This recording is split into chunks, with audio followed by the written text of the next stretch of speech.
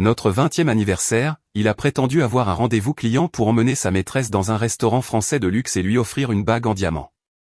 Je souriais de la table d'à accent grave côté, mais quand elle a lu la gravure, elle a pâli. Tu es la femme qui mérite la plus belle bague du monde. Restons ensemble pour toujours. En entendant la douce voix de mon mari provenant de la table d'à côté, j'ai tranquillement posé ma tasse de thé Earl Grey. Dans l'atmosphère sereine de ce restaurant français exclusif du quartier de Saint-Germain-des-Prés à Paris, les douces notes d'un piano en direct résonnaient magnifiquement. C'était aujourd'hui le 15 octobre, le jour de notre 20e anniversaire de mariage. Cependant, la personne assise en face de mon mari, qui tenait actuellement un verre du champagne millésimé le plus cher, n'était pas moi. C'était une femme inconnue portant une robe rouge bien plus voyante et révélatrice que tout ce que j'avais jamais porté, dissimulée sous un chapeau à large bord et un grand châle qui couvrait la moitié de mon visage. J'ai lentement souri.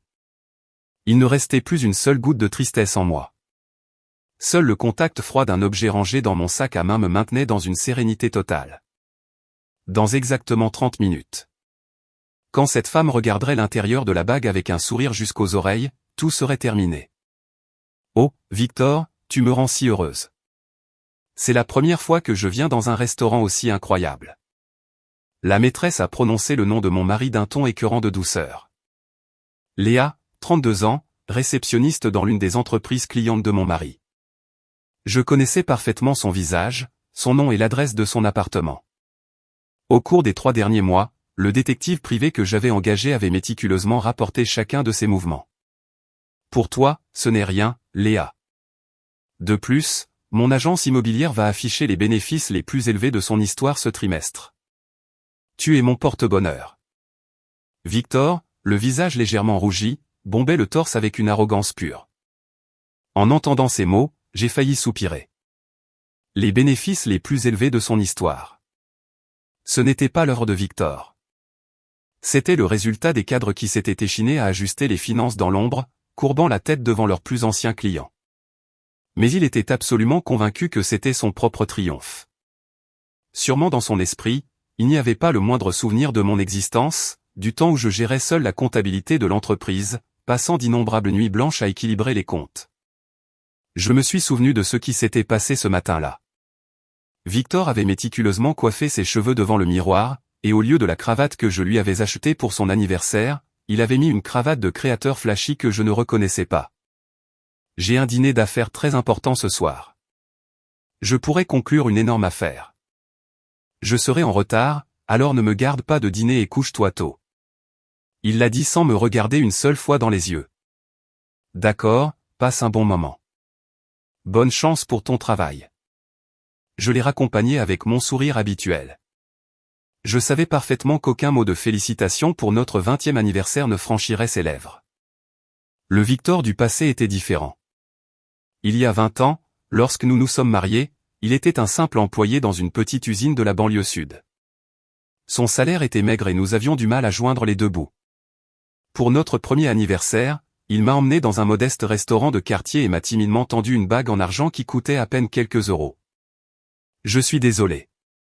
C'est tout ce que je peux me permettre pour le moment, mais je te promets qu'un jour je serai le PDG de ma propre entreprise et je t'achèterai une bague 100 fois plus chère.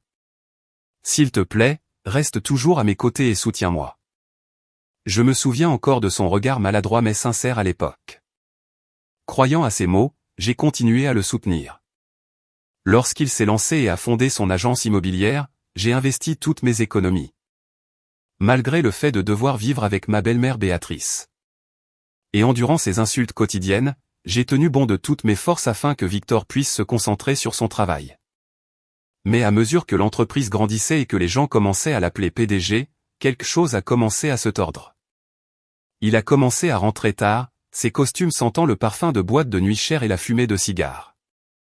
Son attitude envers moi est devenue froide, me traitant comme si je n'étais qu'une femme de ménage pratique à garder à la maison. Et, Victor, tu t'entends vraiment avec ta femme ? La voix de Léa m'a ramené à la réalité. Elle a légèrement incliné la tête, le regardant avec des yeux suppliants. Tu veux dire Isabelle ? Elle n'est plus qu'une colocataire maintenant. Tout ce à quoi elle pense, c'est s'occuper de ma mère et faire les tâches ménagères. Elle n'a plus une once de charme en tant que femme. Ce n'est pas quelqu'un qui fait battre mon cœur juste en étant ensemble comme toi. Victor a laissé tomber ses mots sans la moindre hésitation, faisant tournoyer son verre de vin. Juste une colocataire, ai-je murmuré dans mon esprit. Plus que de la colère. J'ai ressenti un immense vide en écoutant des mots si prévisibles. Si j'avais été l'Isabelle d'il y a un an, j'aurais peut-être bondi en pleurant et en criant à sa trahison, lui jetant à la figure tout ce que j'avais fait pour lui. Mais l'Isabelle d'aujourd'hui était différente.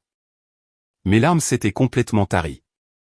Si j'étais assise à cette table adjacente, ce n'était pas pour faire une scène de bas étage en surprenant mon mari en flagrant délit. J'étais là pour assister silencieusement, au premier rang, au point culminant de 20 ans de ma vie et au moment exact où leur monde commencerait à s'effondrer. Un serveur est passé entre les tables et a placé une assiette de dessert magnifiquement décorée devant Victor et Léa. « Waouh, comme c'est magnifique !» s'est exclamé Léa, émerveillée. À côté de l'assiette, il y avait une petite boîte en velours. Victor, affichant un sourire débordant de confiance, a pris la boîte. « Léa, nous ne nous connaissons que depuis 6 mois, mais depuis que je suis avec toi, je me sens renaître. Je veux que tu acceptes ceci. » Victor a lentement ouvert la boîte. Même sous l'éclairage tamisé du restaurant, le diamant à l'intérieur a brillé d'un éclat aveuglant, un scintillement de première qualité qui n'aurait pas pu coûter moins de dizaines de milliers d'euros. Je n'arrive pas à y croire, Victor. C'est pour moi? Léa a couvert sa bouche de ses 2 mains, les yeux larmoyants, tremblant de joie. Vas-y, mets-la. La taille devrait être bonne. Encouragée par lui, Léa a sorti la bague de ses mains tremblantes et l'a glissée à son annulaire gauche. Elle me va parfaitement. C'est comme un rêve. Est-ce que je mérite vraiment d'être si heureuse? Bien sûr, tu es la personne la plus importante pour moi. En observant leur échange écœurant de douceur, j'ai pris une gorgée de mon thé. Il était complètement froid et terriblement amer. Léa n'arrêtait pas de regarder son doigt, débordante de bonheur. Puis, elle a soudainement enlevé la bague, l'a tenue à la lumière et a regardé à l'intérieur.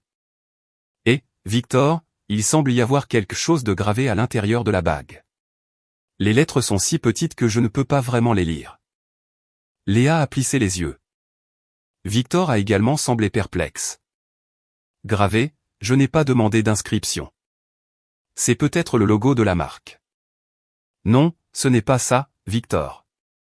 Sous mon chapeau, j'ai offert un sourire glacial. La bijouterie où tu as précommandé cette bague est maintenant tenue par le propriétaire de la petite horlogerie où nous avons acheté nos premières alliances en argent. Le bijoutier est un de mes vieux amis. Tu ne sais pas que tu as falsifié les rapports de dépenses de l'entreprise pour acheter cette bague à ta maîtresse. Et tu ne sais pas non plus qu'avant qu'elle ne te soit livrée, j'ai demandé à mon ami de graver un ensemble de mots très spécifiques à l'intérieur. Regarde, tu vois? Il y est écrit. Léa a essayé de lire lentement les mots à l'intérieur de la bague. À cet instant, le doux sourire a disparu de son visage comme une marée descendante. Ses joues, auparavant rougies, sont devenues cireuses et pâles, et la bague a glissé de ses doigts, frappant la table avec un claquement métallique froid. Victor l'a regardé sous le choc, incapable de comprendre ce qui s'était passé en voyant l'expression déformée de Léa. J'ai observé la scène en silence derrière mon châle. Je me suis lentement levé et me suis dirigé vers la sortie du restaurant. Je n'avais aucune intention de leur parler. Mon but n'était pas de les insulter en public ou de faire une scène. La brise fraîche de la nuit sur mon visage était rafraîchissante. Je suis monté dans un taxi et, en regardant les lumières de Paris défiler par la fenêtre, j'ai poussé un profond soupir. Si j'avais raconté cela à mes amis, ils m'auraient tous dit de divorcer immédiatement et de lui réclamer une forte pension alimentaire. J'avais plus qu'assez de preuves de son infidélité dans les rapports des enquêteurs, mais un lien de 20 ans n'est pas quelque chose d'aussi léger que l'on puisse couper avec un simple morceau de papier. En moi brûlait une fierté d'épouse que je refusais d'abandonner, et une obsession silencieuse et lourde que je ne permettrais pas que ces 2 décennies aient été vaines. L'endroit où je retournais était une imposante demeure située dans un quartier résidentiel calme et exclusif de Neuilly-sur-Seine, une propriété enviable bâtie sur la croissance de l'agence immobilière de Victor. Mais pour moi, cet endroit n'était rien de plus qu'une prison de glace. En ouvrant la porte d'entrée, l'odeur de désinfectant et cette odeur caractéristique de moisi des personnes âgées m'ont assailli. « Isabelle, tu es si en retard. » Je mourais de soif. Du canapé du salon, la voix stridente de ma belle-mère, Béatrice, m'a accueilli. Béatrice avait 75 ans. Depuis qu'elle était tombée à la maison il y a 5 ans et s'était cassé la hanche, elle avait du mal à marcher seule et dépendait de moi pour presque tous ses besoins quotidiens. J'ai enlevé mon manteau à la hâte, me suis lavé les mains et lui ai préparé un thé chaud. Je suis désolé, Béatrice. Les courses ont pris un peu plus de temps que prévu. Les courses. Je suis sûr que tu as juste perdu du temps à traîner dans ce supermarché bon marché comme toujours. Mon Victor est un PDG. Tu devrais mieux prendre soin de ton apparence et te comporter d'une manière qui n'embarrasse pas notre famille. Béatrice a pris la tasse que je lui offrais, me regardant avec dédain alors qu'elle crachait son venin. Je me levais à 5 heures du matin, préparais des repas spéciaux à faible teneur en sel pour son hypertension et l'aidais pour tout, des toilettes au bain, sans la moindre plainte. Il n'était pas rare que mon dos me fasse horriblement mal, me réveillant au milieu de la nuit. Pourtant, en ces 20 ans, pas un seul mot de gratitude n'avait jamais quitté la bouche de Béatrice.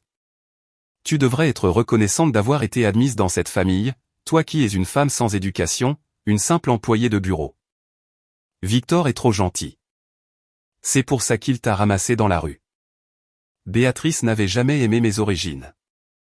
Lors des réunions de famille, elle déclarait ouvertement que son fils aurait pu trouver une fille bien plus appropriée issue de la haute société.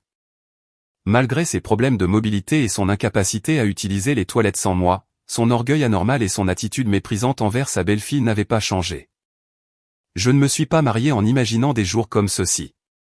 Il y a 20 ans, dans un appartement de 37 mètres carrés en location, je me suis souvenu de Victor me tendant cette bague en argent bon marché. Un jour, je serai un grand homme d'affaires et je ferai de toi la femme la plus heureuse du monde. Alors, s'il te plaît, soutiens-moi toujours.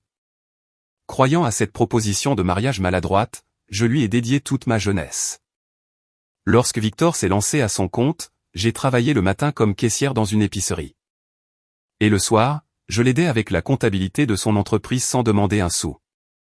J'ai passé de nombreuses nuits blanches à équilibrer les comptes, où une différence d'1 seul euro n'était pas admise. Je lui ai même donné les 2500 € que j'avais économisés avant de nous marier, afin qu'il puisse les utiliser comme capital. Isabelle, tout cela grâce à toi. Tu es ma sauveuse. Victor m'avait attrapé les mains et avait pleuré en me disant cela. Je voulais encore croire que ces larmes avaient été réelles. Cependant, lorsque l'entreprise a commencé à bien marcher et que le nombre d'employés a augmenté, Victor a progressivement changé. Tu n'as plus besoin de faire la comptabilité. Désormais, j'engagerai un expert comptable professionnel. Tu n'as pas besoin de venir au bureau. Reste à la maison et occupe-toi de ma mère. Ce fut le moment où il a rompu de force mes liens avec la société et m'a transformé en femme de ménage de la famille. Pour Victor, qui se souciait plus des apparences que de toute autre chose au monde, je n'étais qu'une pièce décorative, la femme dévouée qui s'occupait docilement de sa mère vieillissante. Les nuits où je m'effondrais en larmes à cause des commentaires cruels de ma belle-mère et de l'épuisement des soins, Victor me tournait le dos et disait froidement, « Ma mère est vieille. Et un peu de patience. Je m'épuise à gagner de l'argent dehors. Gère les affaires de la maison tranquillement toute seule. » À partir de ce jour, j'ai cessé d'attendre quoi que ce soit de lui. L'amour s'était refroidi depuis longtemps. J'ai enfoui ma confiance en lui en tant que mari et mes efforts pour me rapprocher de ma belle-mère profondément dans mon cœur. Si je ne lui avais pas jeté de papier de divorce au visage, c'est parce que je ne pouvais pas pardonner le fait qu'après m'avoir tout pris et m'avoir utilisé comme servante, il continuerait à vivre heureux. Si je quittais la maison sans dire un mot, Victor dirait à tout le monde que sa femme avait fui ses responsabilités de soignante et installerait immédiatement cette jeune et jolie maîtresse comme sa nouvelle femme. Mes 20 dernières années finiraient par n'être qu'un tremplin inutile. Je refusais catégoriquement d'accepter une fin aussi pathétique. Quand je quitterais cette maison, ce serait après avoir réglé mes comptes pour tout ce qu'ils m'avaient volé et leur avoir montré la dure réalité. C'est pourquoi j'ai juré intérieurement de continuer à porter le masque de l'épouse soumise parfaite. Cependant, au milieu de ces jours de désespoir où je réprimais mes émotions, un incident a allumé le feu définitif dans mon cœur. C'est arrivé il y a 3 mois. Comme d'habitude, je vérifiais les poches du costume que Victor avait jeté dans la panière à linge avant de l'emmener au pressing. Soudain, une légère odeur de parfum doux m'est parvenue. Ce n'était pas le mien. C'était un parfum floral intense, le genre que les jeunes filles portent. De la poche intérieure de la veste de costume, un fin morceau de papier plié est tombé. C'était un reçu d'un restaurant d'hôtel de luxe des Champs-Élysées. Mais ce qui m'a arrêté net, ce n'était pas la note de 400 € du dîner ou le nom de l'hôtel. C'était le nom de l'entreprise écrit sur la facture, et surtout, les mots griffonnés de la main de Victor au dos du papier. Un reçu de 400 € avec une légère trace de rouge à lèvres rose pâle au dos. Sans aucun doute, de l'écriture que j'avais vue pendant des décennies, il était écrit « Fond de caisse noire, acompte pantouse et voyage anniversaire ». Au moment où j'ai vu ces mots, mon sang s'est glacé. Quand je gérais seul la comptabilité de l'entreprise, il n'y avait pas de fond de caisse noire suspect. À l'époque, nous avions fait un pacte de ne pas gaspiller un seul euro de l'argent de l'entreprise, en consacrant tout au salaire des employés et aux investissements de croissance. Nous hésitions même à acheter un stylo pour le bureau, gérant les fonds avec le plus grand désespoir. Mais cette note ne pouvait signifier qu'une seule chose. Victor avait créé un compte occulte pour détourner illégalement les fonds de l'entreprise afin de pouvoir soutenir sa maîtresse. Ce n'était pas seulement une simple liaison. Il trahissait l'entreprise que nous avions construite avec du sang, de la sueur et des larmes, et les employés qui y travaillaient honnêtement. Mes mains tremblaient de rage. Cependant, j'ai pris plusieurs photos du reçu avec l'appareil photo de mon téléphone, les pliés exactement comme il l'était et les silencieusement remis dans la poche intérieure de sa veste. Si j'exigeais une explication maintenant, il inventerait sûrement un mensonge bon marché pour s'échapper. J'avais besoin de rassembler des preuves plus solides avant qu'il ne les détruise. Le lendemain matin, Victor était assis à la table du petit déjeuner avec son expression aigre habituelle. « Eh, Isabelle, ce bouillon est un peu fade. Je te dis toujours que je le préfère plus relevé. Je suis désolé. C'est juste que comme Béatrice a de l'hypertension, je le fais à faible teneur en sel, ai-je répondu calmement. Victor a poussé un grand soupir et a laissé tomber sa cuillère. Tu ne peux pas faire de la nourriture pour ma mère d'une manière et pour moi d'une autre. Tu passes toute la journée enfermé dans la maison. Tu devrais avoir beaucoup de temps libre. Oh, et ces derniers temps, les dépenses ménagères ont été beaucoup trop élevées, n'est-ce pas? Je te coupe ton argent de poche ce mois-ci. Ça me coûte cher d'entretenir les relations publiques de l'entreprise là-bas. Le comble de l'audace. L'homme qui avait dépensé 400 € pour un dîner avec sa maîtresse et s'apprêtait à lui acheter une bague en diamant valant des milliers d'euros me faisait la leçon sur l'austérité. C'est vrai, Isabelle. Tu es une terrible gestionnaire, a ajouté Béatrice depuis le canapé. Victor est un grand homme d'affaires. C'est normal qu'il ait des dépenses à l'extérieur. Au fait, j'ai vu un nouveau fauteuil de massage à la télé que je veux. Ils disent qu'il coûte environ 500 €. Tu me l'achèteras, n'est-ce pas, Victor? Bien sûr, maman. Tout ce que tu veux. Isabelle, commande le catalogue plus tard. Victor était toujours extrêmement complaisant avec sa mère qui l'idolâtrait constamment. Merci beaucoup. Mon fils est vraiment le seul sur qui je peux compter. Pas comme une certaine belle-fille qui ressemble à une mendiante affamée. C'est la limite. Béatrice a ri de moi avec un dédain triomphant. Un fauteuil de massage à 500 € et les centaines d'euros qu'il allait couper du budget mensuel des courses. Lorsque Victor s'est levé et est passé devant moi vers la porte, le même parfum intense et doux de la veille s'est répandu. J'ai simplement porté la vaisselle sale à l'évier en silence. Cet après-midi-là, profitant du fait que ma belle-mère était au centre de jour pour adultes et que la maison était complètement silencieuse, j'ai appelé un homme d'âge mûr. Antoine était l'un des plus anciens cadres qui avaient partagé nos luttes et nos triomphes depuis que Victor avait fondé l'entreprise. C'était un homme de peu de mots, mais honnête. À l'époque où je faisais la comptabilité, nous étions comme des compagnons d'armes. Souvent, nous passions tous les trois la nuit à manger des sandwichs en travaillant. Isabelle, ça fait si longtemps. La voix d'Antoine à l'autre bout du fil semblait terriblement épuisée. Antoine, je suis désolé de t'appeler à l'improviste. Pourrais-tu me consacrer un instant? Après quelques hésitations, nous avons convenu de nous rencontrer dans un vieux restaurant rétro près de l'entreprise. 1 heure plus tard, Antoine est apparu dans un coin banquette avec des cheveux presque entièrement blancs et des poches profondément prononcées sous les yeux. Tu m'as vraiment surpris. Nous n'avons pas eu de tes nouvelles depuis des années, Isabelle. Je suis vraiment désolé, mais j'avais quelque chose à te demander, Antoine. J'ai baissé la voix, regardant autour de moi. Je vais droit au but. N'y a-t-il rien d'étrange avec l'argent de l'entreprise? En entendant mes mots, les épaules d'Antoine ont tressailli, et il a posé sa tasse de café brusquement sur la soucoupe. Il savait. Antoine a poussé un profond soupir et a commencé à parler avec une expression angoissée. La vérité est que, depuis un an, sous les ordres du PDG, il y a eu une série de dépenses irrégulières. Chaque mois, des milliers d'euros disparaissent sous le couvert de faux frais de conseil ou de coûts de divertissement gonflés. Lorsque le service comptable demande des explications, le patron se met à crier, disant « c'est son entreprise et personne ne devrait s'ingérer ». À ce rythme, nous ne savons pas si nous pourrons payer les salaires le mois prochain.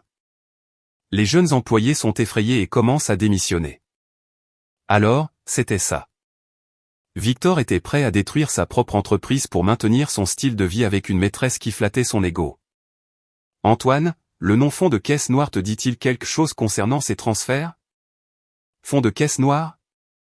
Non, il n'y a pas de compte avec ce nom dans les livres officiels de l'entreprise, a-t-il dit en inclinant la tête. Je comprends. Merci de me l'avoir dit, Antoine. Laisse-moi examiner les choses de mon côté. Isabelle, quelque chose est-il arrivé avec Victor? Tu vas bien? Ne t'inquiète pas. Laisse-moi faire. Je te promets que je ne vous laisserai pas tous finir dans la rue. Je lui ai promis cela et j'ai quitté le restaurant. En rentrant à la maison avec une détermination silencieuse, j'ai ouvert la porte du bureau de Victor au 2e étage. Normalement, je n'entrais pas dans cette pièce, sauf pour la nettoyer, car Victor m'avait strictement interdit de toucher quoi que ce soit, affirmant qu'il y gardait des documents d'entreprise vitaux. Je connaissais parfaitement sa personnalité.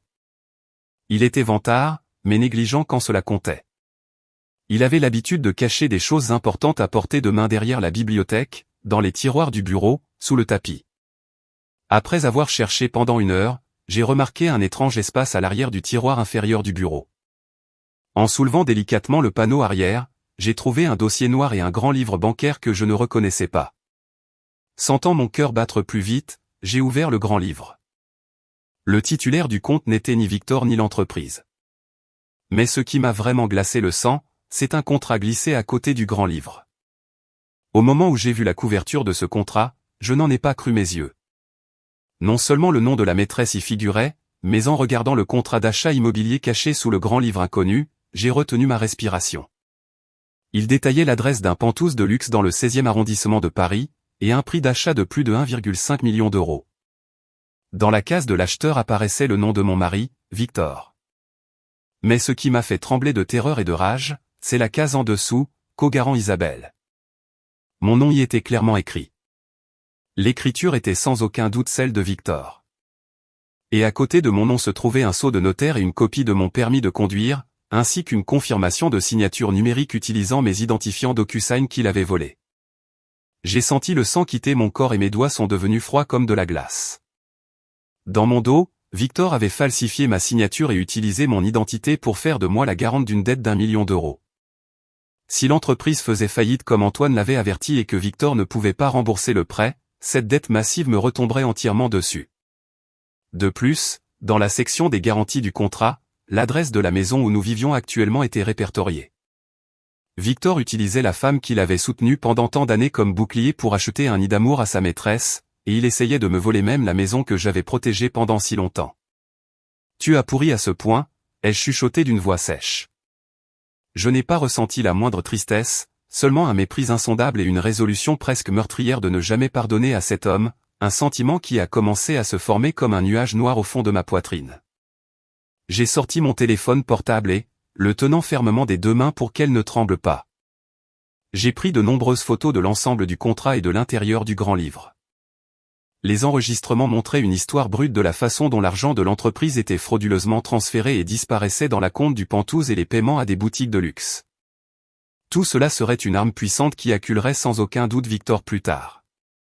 J'ai fini de photographier toutes les preuves et j'ai remis le contenu du tiroir exactement comme il était avant de quitter le bureau. Cette nuit-là, juste après 22 heures, le bruit de la porte d'entrée s'ouvrant brusquement a résonné dans la maison. Et, Isabelle, je suis rentré. Victor, sentant l'alcool, a trébuché dans le salon en desserrant sa cravate. Bienvenue. Je vais te chercher de l'eau tout de suite. Sans laisser transparaître la moindre trace de la rage que je ressentais en voyant le contrat. J'ai mis mon masque habituel d'épouse soumise et les salué. Je suis épuisé. J'ai conclu une autre affaire incroyable aujourd'hui. Sans moi, cette entreprise ne pourrait pas fonctionner.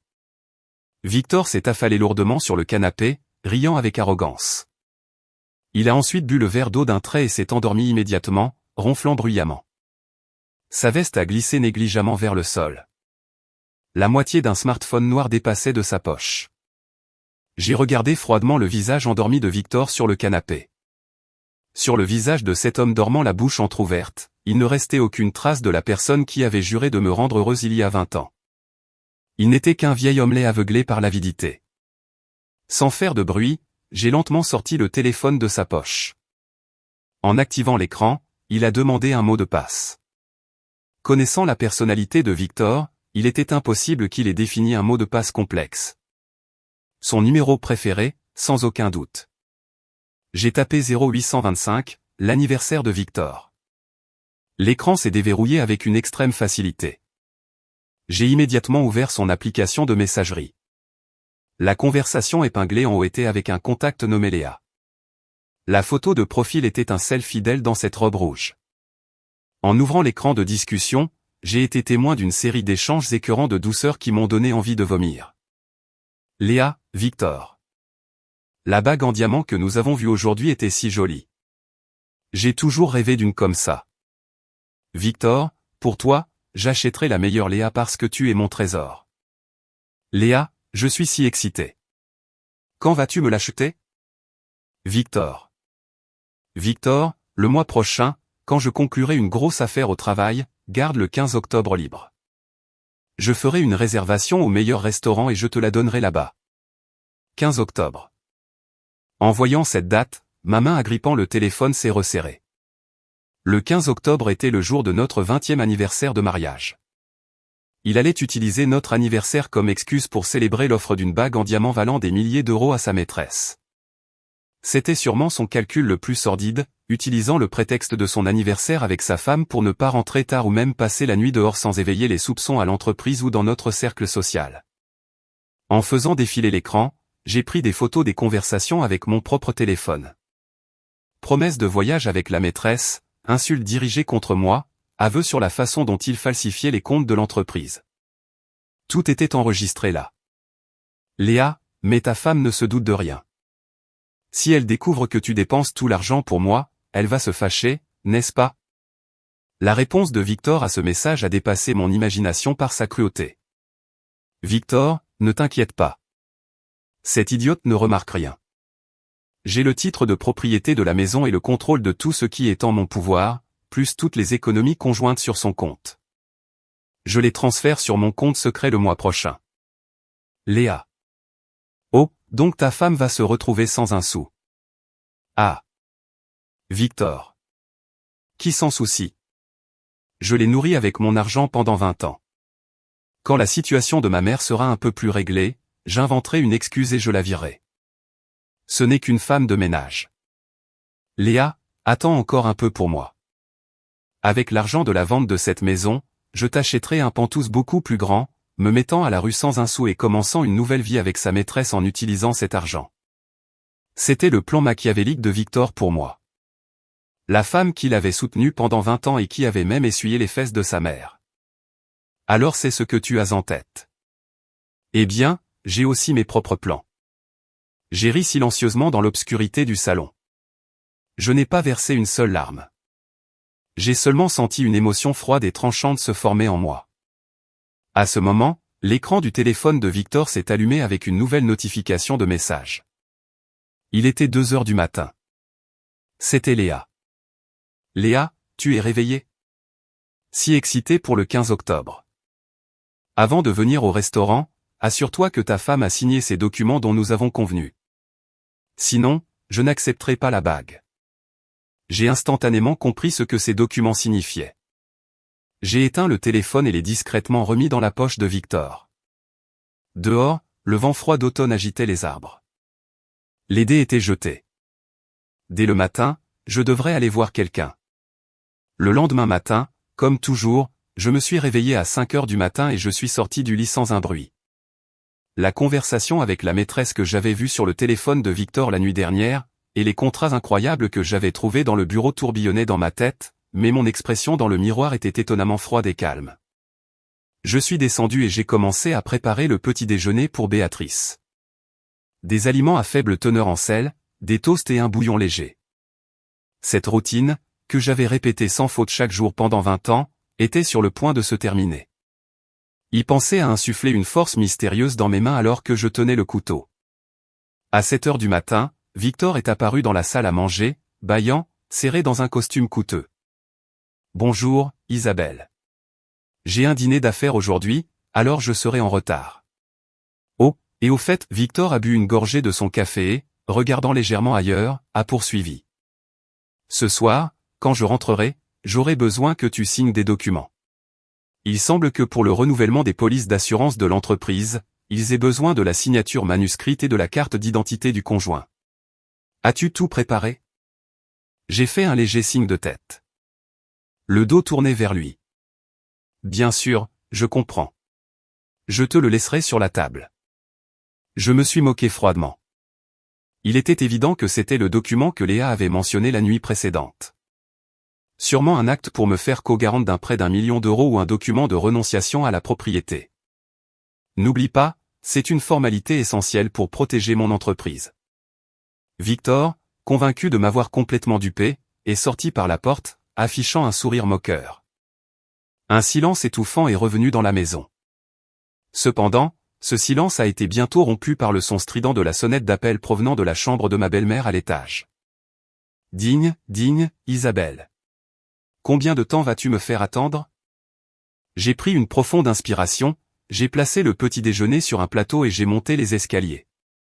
Quand j'ai ouvert la porte, Béatrice, à moitié assise dans son lit, m'a regardé avec une expression terriblement aigre. « Tu es si lente. Quelle audace pour une simple belle-fille de faire attendre sa belle-mère malade si longtemps.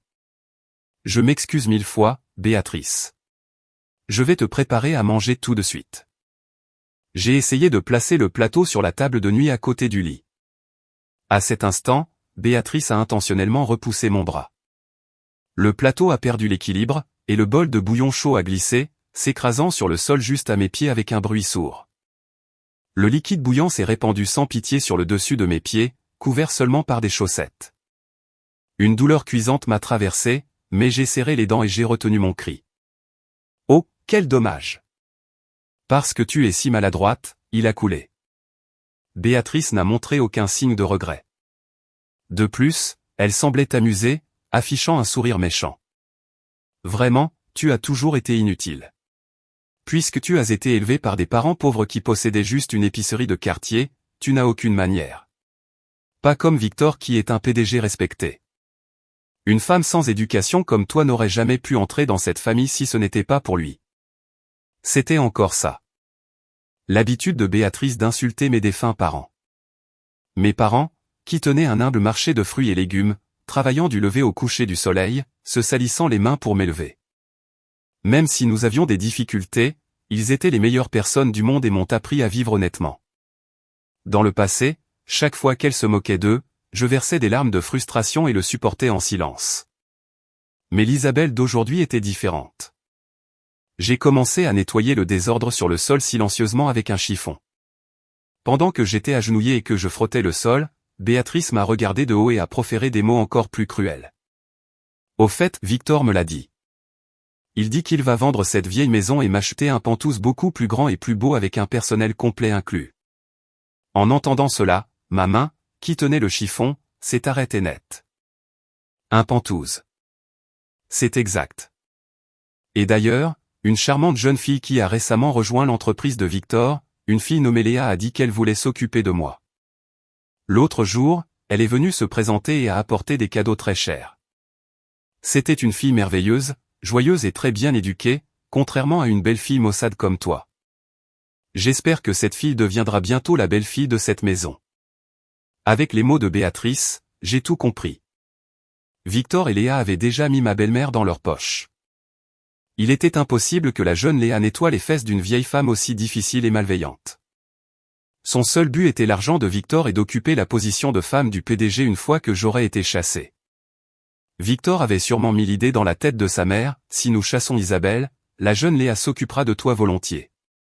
Et Béatrice, aveuglée par les faux sourires d'une jeune femme qui nourrissait son ego, était complice du plan pour me chasser de ma propre maison. Pendant 20 ans, j'avais sacrifié ma vie pour protéger cette maison. Quand Victor était sur le point de faire faillite, c'est moi qui ai baissé la tête et emprunté de l'argent à tous nos proches. Quand Béatrice s'est cassé la hanche et ne pouvait plus aller aux toilettes seule, c'est moi qui l'ai baignée et nettoyée tous les jours au lieu de Victor qui refusait de s'approcher d'elle, disant que ça sentait mauvais. Malgré tout, ces gens se moquaient de tous mes sacrifices et étaient prêts à me jeter comme une ordure pour les vaines promesses d'une jeune maîtresse. Plus que de la colère, j'ai ressenti une profonde tristesse et finalement un sentiment de détachement absolu. Je vois. Donc Léa est une personne très gentille. Alors tu seras en paix, Béatrice, ai-je répondu d'une voix dont j'avais complètement supprimé toute émotion. Bien sûr, tu devrais aussi commencer à rassembler tes affaires petit à petit. Tu te trompes si tu penses que tu vas pouvoir t'accrocher à cette famille pour toujours. Béatrice a reniflé triomphalement. Je me suis incliné silencieusement et j'ai quitté la chambre de ma belle-mère. Mes pas en descendant les escaliers étaient étrangement légers. Je n'avais plus aucun doute. Il n'y avait pas besoin d'avoir la moindre once de pitié pour cette famille. Ils avaient eux-mêmes choisi de piétiner mon existence et de marcher sur le chemin de la ruine. Je suis retourné à la cuisine, j'ai rapidement enlevé mon tablier et je me suis changé pour sortir. Ce jour-là, je devais absolument voir quelqu'un. La seule personne qui pourrait démêler le réseau de dettes massives dont Victor avait l'intention de m'accabler et m'aider à préparer ma contre-attaque. J'ai mis mon téléphone portable avec les photos des contrats et mon permis de conduire dans mon sac à main et j'ai ouvert la porte. Le vent froid d'automne caressait mes joues. À ce moment-là, la sonnerie de mon téléphone portable a retenti faiblement dans le quartier résidentiel tranquille. Un numéro inconnu est apparu sur l'écran. Après avoir hésité un instant, j'ai répondu « Bonjour, c'est Isabelle ». Après m'être identifié, une voix masculine profonde et nostalgique a résonné à l'autre bout du fil. « Isabelle, ça fait si longtemps ». En entendant cette voix, j'ai senti la tension qui m'étreignait se relâcher légèrement. C'était la première fois que je lui parlais depuis que j'avais épousé Victor il y a 20 ans. C'était la voix de mon bienfaiteur, l'homme qui connaissait mon passé. Maître Dubois, un avocat vétéran de 68 ans. Maître Dubois était un client régulier de l'épicerie de mes défunts parents et nous avait énormément aidé avec les complexes formalités successorales et fiscales lorsqu'ils étaient décédés. Depuis que je m'étais marié et avais rejoint la famille de Victor, Béatrice me réprimandait constamment en me disant que je devais couper les ponts avec les connaissances d'une simple épicerie, alors j'avais perdu le contact avec lui. Maître Dubois, je suis désolé de vous déranger si tôt. Je suis désolé d'avoir laissé un message vocal. Ne vous inquiétez pas. En entendant à quel point votre voix était angoissée, je vous ai rappelé immédiatement. Vous avez eu un problème avec votre mari, n'est-ce pas? Sa chaude sollicitude m'a presque fait éclater en sanglots. Pour moi, qui pendant 20 ans n'avait eu personne sur qui m'appuyer et endurer seul dans une maison si froide. Ces mots m'ont touché au plus profond de l'âme. Maître Dubois, j'ai désespérément besoin de vos conseils pour sauver ma vie et l'entreprise que j'ai aidé à construire. Compris. Venez immédiatement à mon bureau. Je vous consacre toute ma journée. 1 heure plus tard, j'étais assise sur le canapé du cabinet d'avocat de Maître Dubois en plein centre de Paris. C'était une pièce sobre qui sentait les livres et le café, comme avant. Devant Maître Dubois, qui avait maintenant les cheveux plus blancs, mais le même sourire bienveillant, j'ai étalé toutes les photos que j'avais prises avec mon téléphone la nuit précédente, les conversations explicites avec la maîtresse, les relevés bancaires du fonds de caisse noire, où les fonds avaient été détournés, et le contrat du Pantouz où mon nom et ma signature falsifiée apparaissaient en tant que garante. Tandis que Maître Dubois examinait les documents, son expression s'est durcie. À quel point votre mari est-il devenu stupide? Maître Dubois a poussé un profond soupir, ses yeux brillant derrière ses lunettes. Isabelle, ce n'est pas un simple cas d'infidélité. Voler votre identité et vos identifiants DocuSign pour faire de vous une garante est purement et simplement une falsification et une fraude.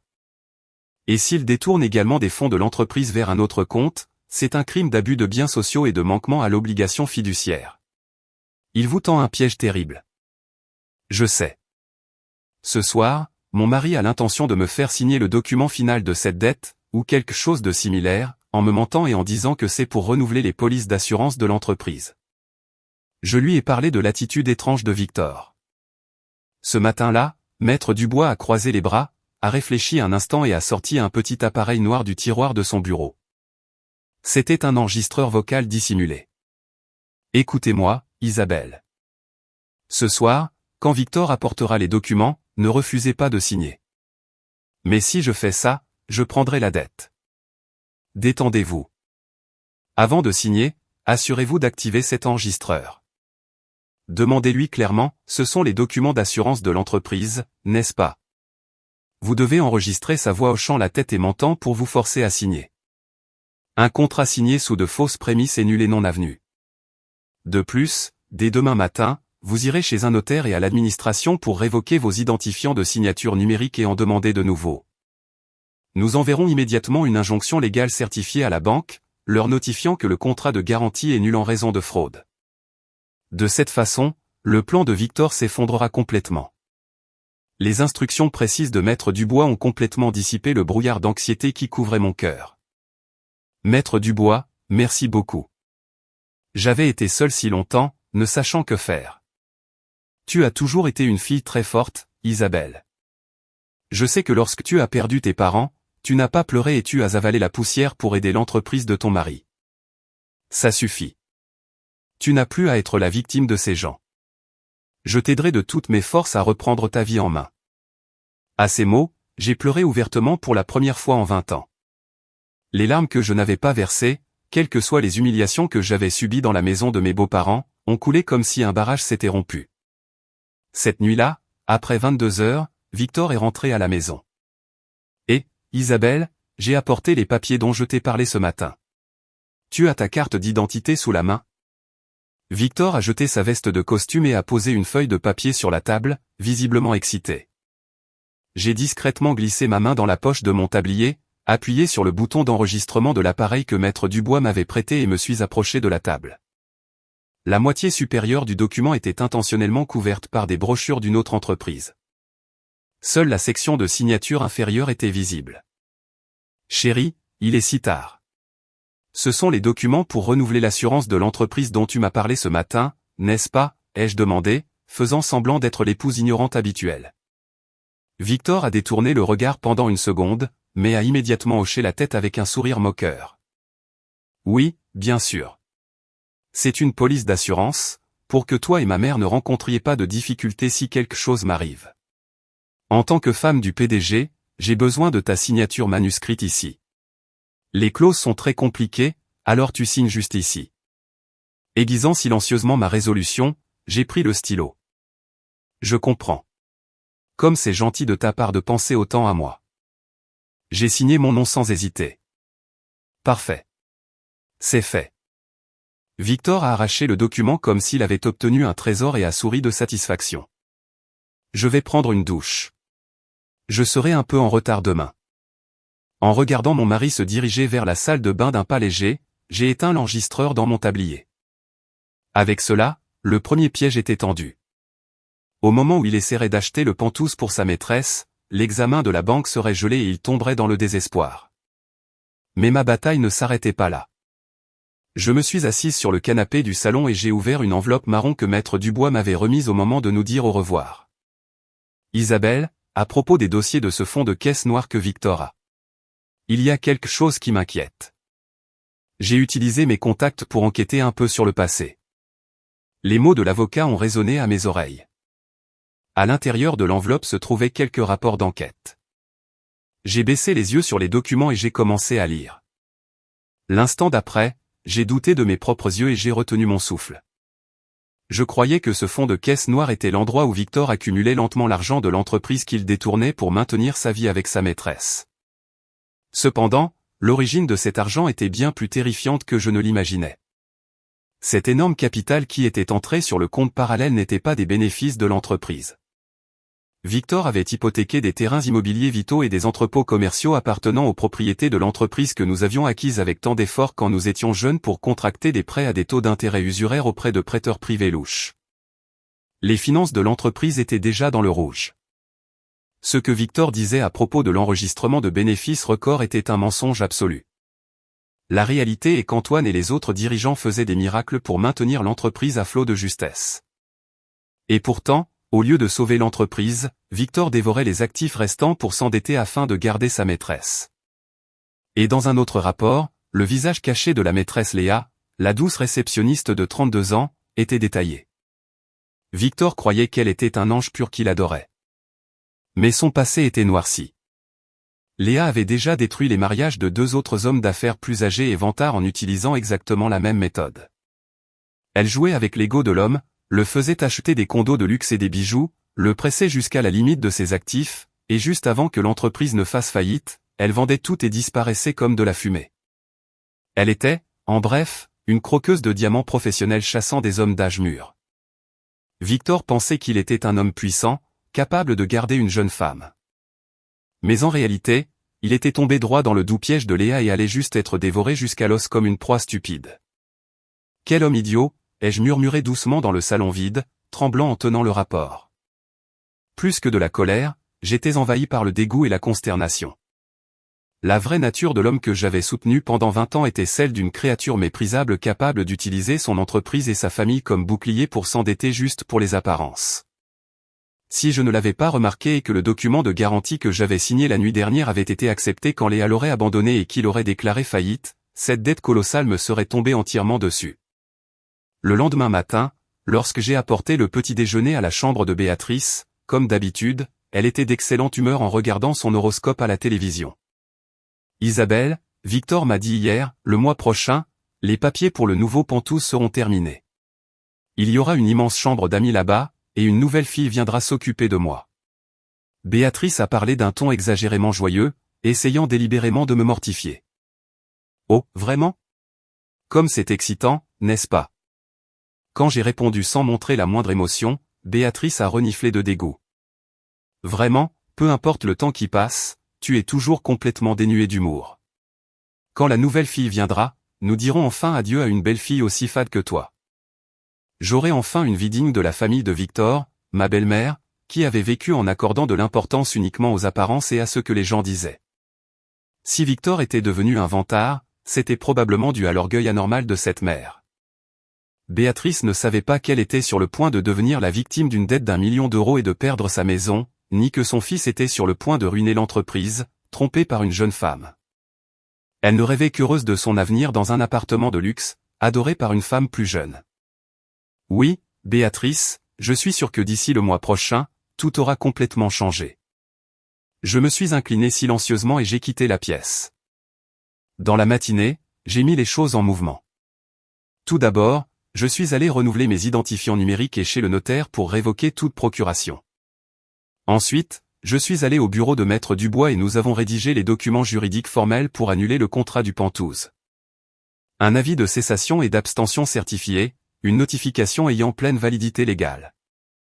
Si nous envoyions cela à la banque et à l'agence immobilière, le contrat de garantie que j'avais signé la nuit dernière deviendrait un simple papier sans valeur. Le processus de prêt s'arrêterait complètement. Mes préparatifs se déroulaient parfaitement, mais ma tranquillité d'esprit fut de courte durée.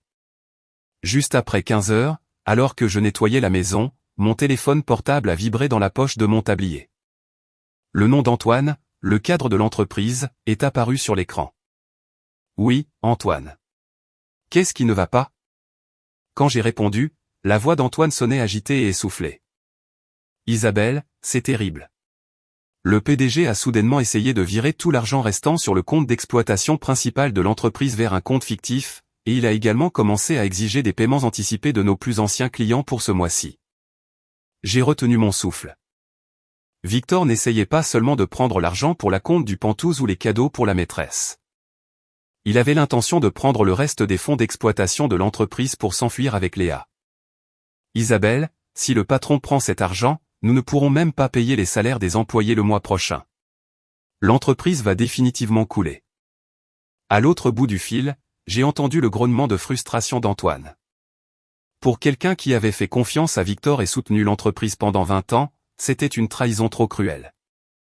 Antoine, calme-toi. J'ai été surprise de la froideur et du calme de ma propre voix. Quand le transfert qu'il essaie de faire est-il prévu? Le 16 octobre. Mardi prochain, nous recevrons un gros dépôt d'un contrat, et il prévoit de le déplacer directement vers l'autre compte. 16 octobre.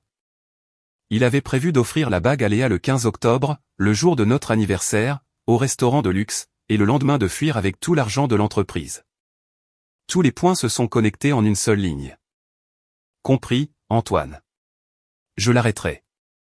S'il vous plaît, rassemblez les autres dirigeants et préparez les preuves de la fraude du PDG. Je jure que je ne vous laisserai pas finir dans la rue. Isabelle, nous vous faisons confiance. Tout se terminerait la nuit du 15 octobre. J'ai raccroché le téléphone et j'ai regardé le calendrier. Il ne restait plus qu'une semaine. Cette nuit-là, quand ils lèveraient leur verre à vin, riant de moi, je leur préparerais la plus grande scène. J'ai pris mon téléphone portable et j'ai cherché un numéro. C'était le numéro de Julien, le propriétaire de la petite bijouterie de longue date, le magasin où Victor avait commandé la bague en diamant pour Léa. Salut, Julien, c'est Isabelle. Ça fait un bail. Écoute, j'appelle pour te demander une petite faveur concernant la bague que mon mari a commandée. J'ai baissé la voix pour que personne ne m'entende et j'ai lentement exposé mon plan. En entendant mes mots, Julien a retenu son souffle un instant. Mon mari ne le savait pas encore, la malédiction que j'allais graver sur cette magnifique bague qu'il comptait offrir à sa maîtresse. Signe ici. Je ne supporte plus de vivre avec une femme aussi ennuyeuse que toi.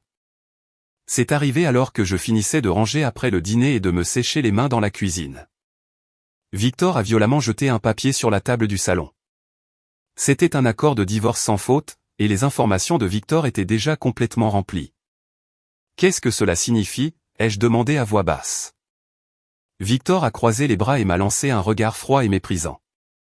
Je suis sûr que tu t'en doutais déjà. Il y a une femme que j'aime vraiment. Le mois prochain, je déménage avec elle dans un Penthouse de luxe hautement sécurisé. Alors nous, c'est terminé aujourd'hui. Il n'y avait aucune trace de culpabilité dans son attitude. Sa voix était glaciale, comme s'il jetait un vieil appareil électroménager. Puis Béatrice, qui regardait la télévision sur le canapé, a ajouté joyeusement. Isabelle, enfin, Victor m'a dit hier, le mois prochain, quand les papiers du Penthouse seront faits, notre nouvelle jeune belle-fille viendra s'occuper de moi. Signe vite et va-t'en une bonne fois pour toutes. Béatrice ne se souciait absolument pas que je perde l'endroit où je vivais. Elle n'était enivrée que par le fantasme d'une jeune belle-fille venant la flatter. Et il y a des conditions. Victor m'a pointé du doigt, adoptant une posture intimidante. Il n'y aura pas de division des biens ni de pension alimentaire. J'ai gagné cette maison et l'argent des comptes en travaillant comme PDG. Tu as passé plus de 15 ans sans travailler, à traîner à la maison et à t'occuper de ma mère. Je ne vais pas donner mon argent à une femme au foyer entretenu. Je te transférerai 60 000 € sur ton compte pour que tu partes. C'est plus que suffisant pour toi. En entendant ces mots, j'ai failli avoir le vertige. Quand l'entreprise était sur le point de faire faillite, qui a apporté toutes ces économies? Quand ma belle-mère s'est cassé la hanche et a été alitée, qui a sacrifié tout son temps pour s'occuper d'elle 24 heures sur 24, l'emmenant en rééducation et la nettoyant? Victor avait complètement effacé de sa tête le fait qu'il pouvait travailler librement parce que je protégeais la maison. Tu me demandes de quitter cette maison pour 60 000 €. Oui, exactement. Mais écoute bien, Victor a craché des mots encore plus incroyables. La remise des clés du nouveau Penthouse aura lieu au début du mois prochain. D'ici là, tu viendras tous les jours de n'importe quelle location bon marché que tu trouveras à cette maison, et tu t'occuperas des repas et des soins de ma mère comme toujours. Léa sera très occupée à préparer les meubles pour le nouvel endroit. C'est le moins que tu puisses faire pour me rembourser de t'avoir nourri pendant 20 ans. Son égoïsme ne connaissait aucune limite. Pendant qu'ils rêvaient d'une vie de luxe dans leur nouvelle maison, ils avaient l'intention de m'exploiter comme aide-soignante gratuite qu'ils venaient de jeter. C'est ça. On ne va pas demander à la nouvelle fille de nettoyer mes affaires intimes. Béatrice a ri triomphalement. Mon sang bouillonnait de rage. Je voulais déchirer ce papier en morceaux et le lui jeter au visage tout de suite, mais j'ai pris une profonde inspiration et j'ai serré les poings à l'intérieur de mes poches de tablier. Je ne devais pas laisser mes émotions prendre le dessus. Je me suis souvenu des mots de Maître Dubois, attendez qu'ils soient complètement confiants et que toute leur voie d'évasion soit fermée. Je devais jouer le rôle de l'épouse soumise et pathétique. Je comprends. Merci pour tout ce temps. Réprimant toutes mes émotions, j'ai pris le stylo sur la table. J'ai signé mon nom dans la case correspondante de l'accord. Parfait. Victor a laissé échapper un cri de joie en voyant que j'avais signé sans résister. Il pensait probablement, au final, c'est une femme inutile qui ne peut rien dire quand je ne suis pas là. Et tant que nous y sommes, laisse le grand livre bancaire et la carte de débit que tu utilises pour gérer les dépenses ménagères ici même. À partir d'aujourd'hui, je m'en occuperai. Je ne veux pas que tu prennes de l'argent sans permission. D'accord. J'ai sorti le grand livre du compte commun et le lui ai remis sans un mot de protestation. C'est bien que tu sois si docile. Je vais prendre un bain. Commence à chercher un appartement bon marché demain. Victor est allé à la salle de bain en fredonnant, serrant l'accord de divorce et le grand livre bancaire comme s'il s'agissait d'un trésor. Béatrice a également hoché la tête, satisfaite, et s'est retirée dans sa chambre. Seul dans le salon sombre, j'ai souri froidement. Victor était convaincu d'avoir entièrement gagné. Mais il y avait une chose qu'il ignorait. Ce matin-là, lorsque j'ai renouvelé mes identifiants numériques, j'avais déjà déposé une demande de divorce contentieux au tribunal, ce qui paralyserait complètement toute tentative de traiter son accord non contesté. Quand il présenterait ce morceau de papier, on le lui rendrait en lui disant qu'il ne valait rien. Et concernant le grand livre d'épargne qu'il avait arraché avec tant de fierté, les dizaines de milliers d'euros qui s'y trouvaient avaient déjà été transférés en totalité sur un compte secret à mon nom dans le cadre de ma légitime division des biens, sous les conseils juridiques de Maître Dubois. Si Victor essayait de retirer de l'argent demain, il verrait qu'il ne restait que quelques centimes. Je ne te laisserai rien faire. À ce moment, mon téléphone portable, que j'avais laissé sur la table, a vibré brièvement. C'était un email du détective privé que j'avais engagé. Il y avait une photo jointe. Sur la photo apparaissait la maîtresse de Victor, Léa. Mais l'homme qui marchait à ses côtés n'était pas Victor. C'était un homme plus âgé vêtu d'un costume de créateur très cher. Léa affichait le même sourire écœurant de douceur qu'elle donnait à Victor, s'accrochant au bras de cet homme alors qu'ils entraient dans un hôtel de luxe du centre de Paris. Le message du détective disait « Léa a déjà contacté sa prochaine cible ». Il semble qu'elle ait senti que l'entreprise de Victor était en danger et a commencé à sécuriser sa voie de fuite. J'ai laissé échapper un petit rire dans l'obscurité. « Victor, tu as l'intention de me jeter à la poubelle pour choisir ta maîtresse, mais ta maîtresse se prépare déjà à te jeter. » L'entreprise de Victor était en flammes, et il continuait à accumuler des dettes garanties par les actifs de l'entreprise.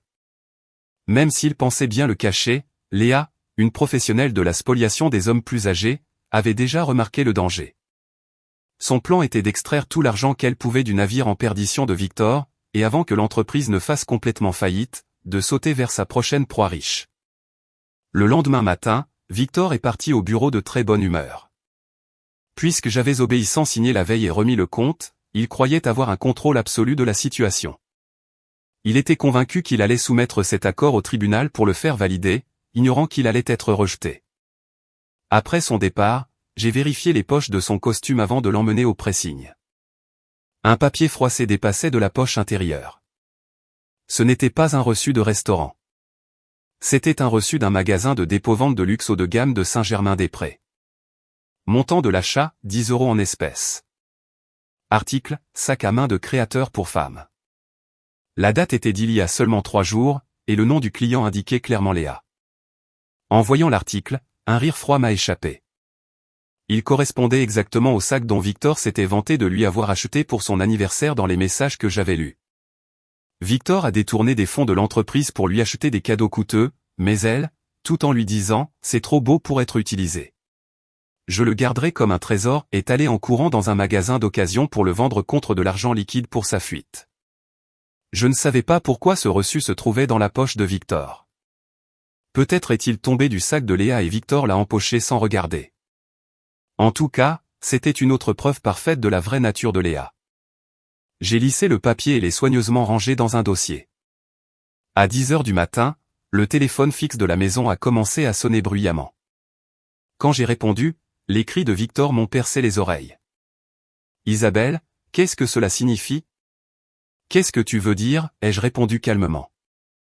Victor a élevé la voix encore plus. « Ne fais pas l'idiote.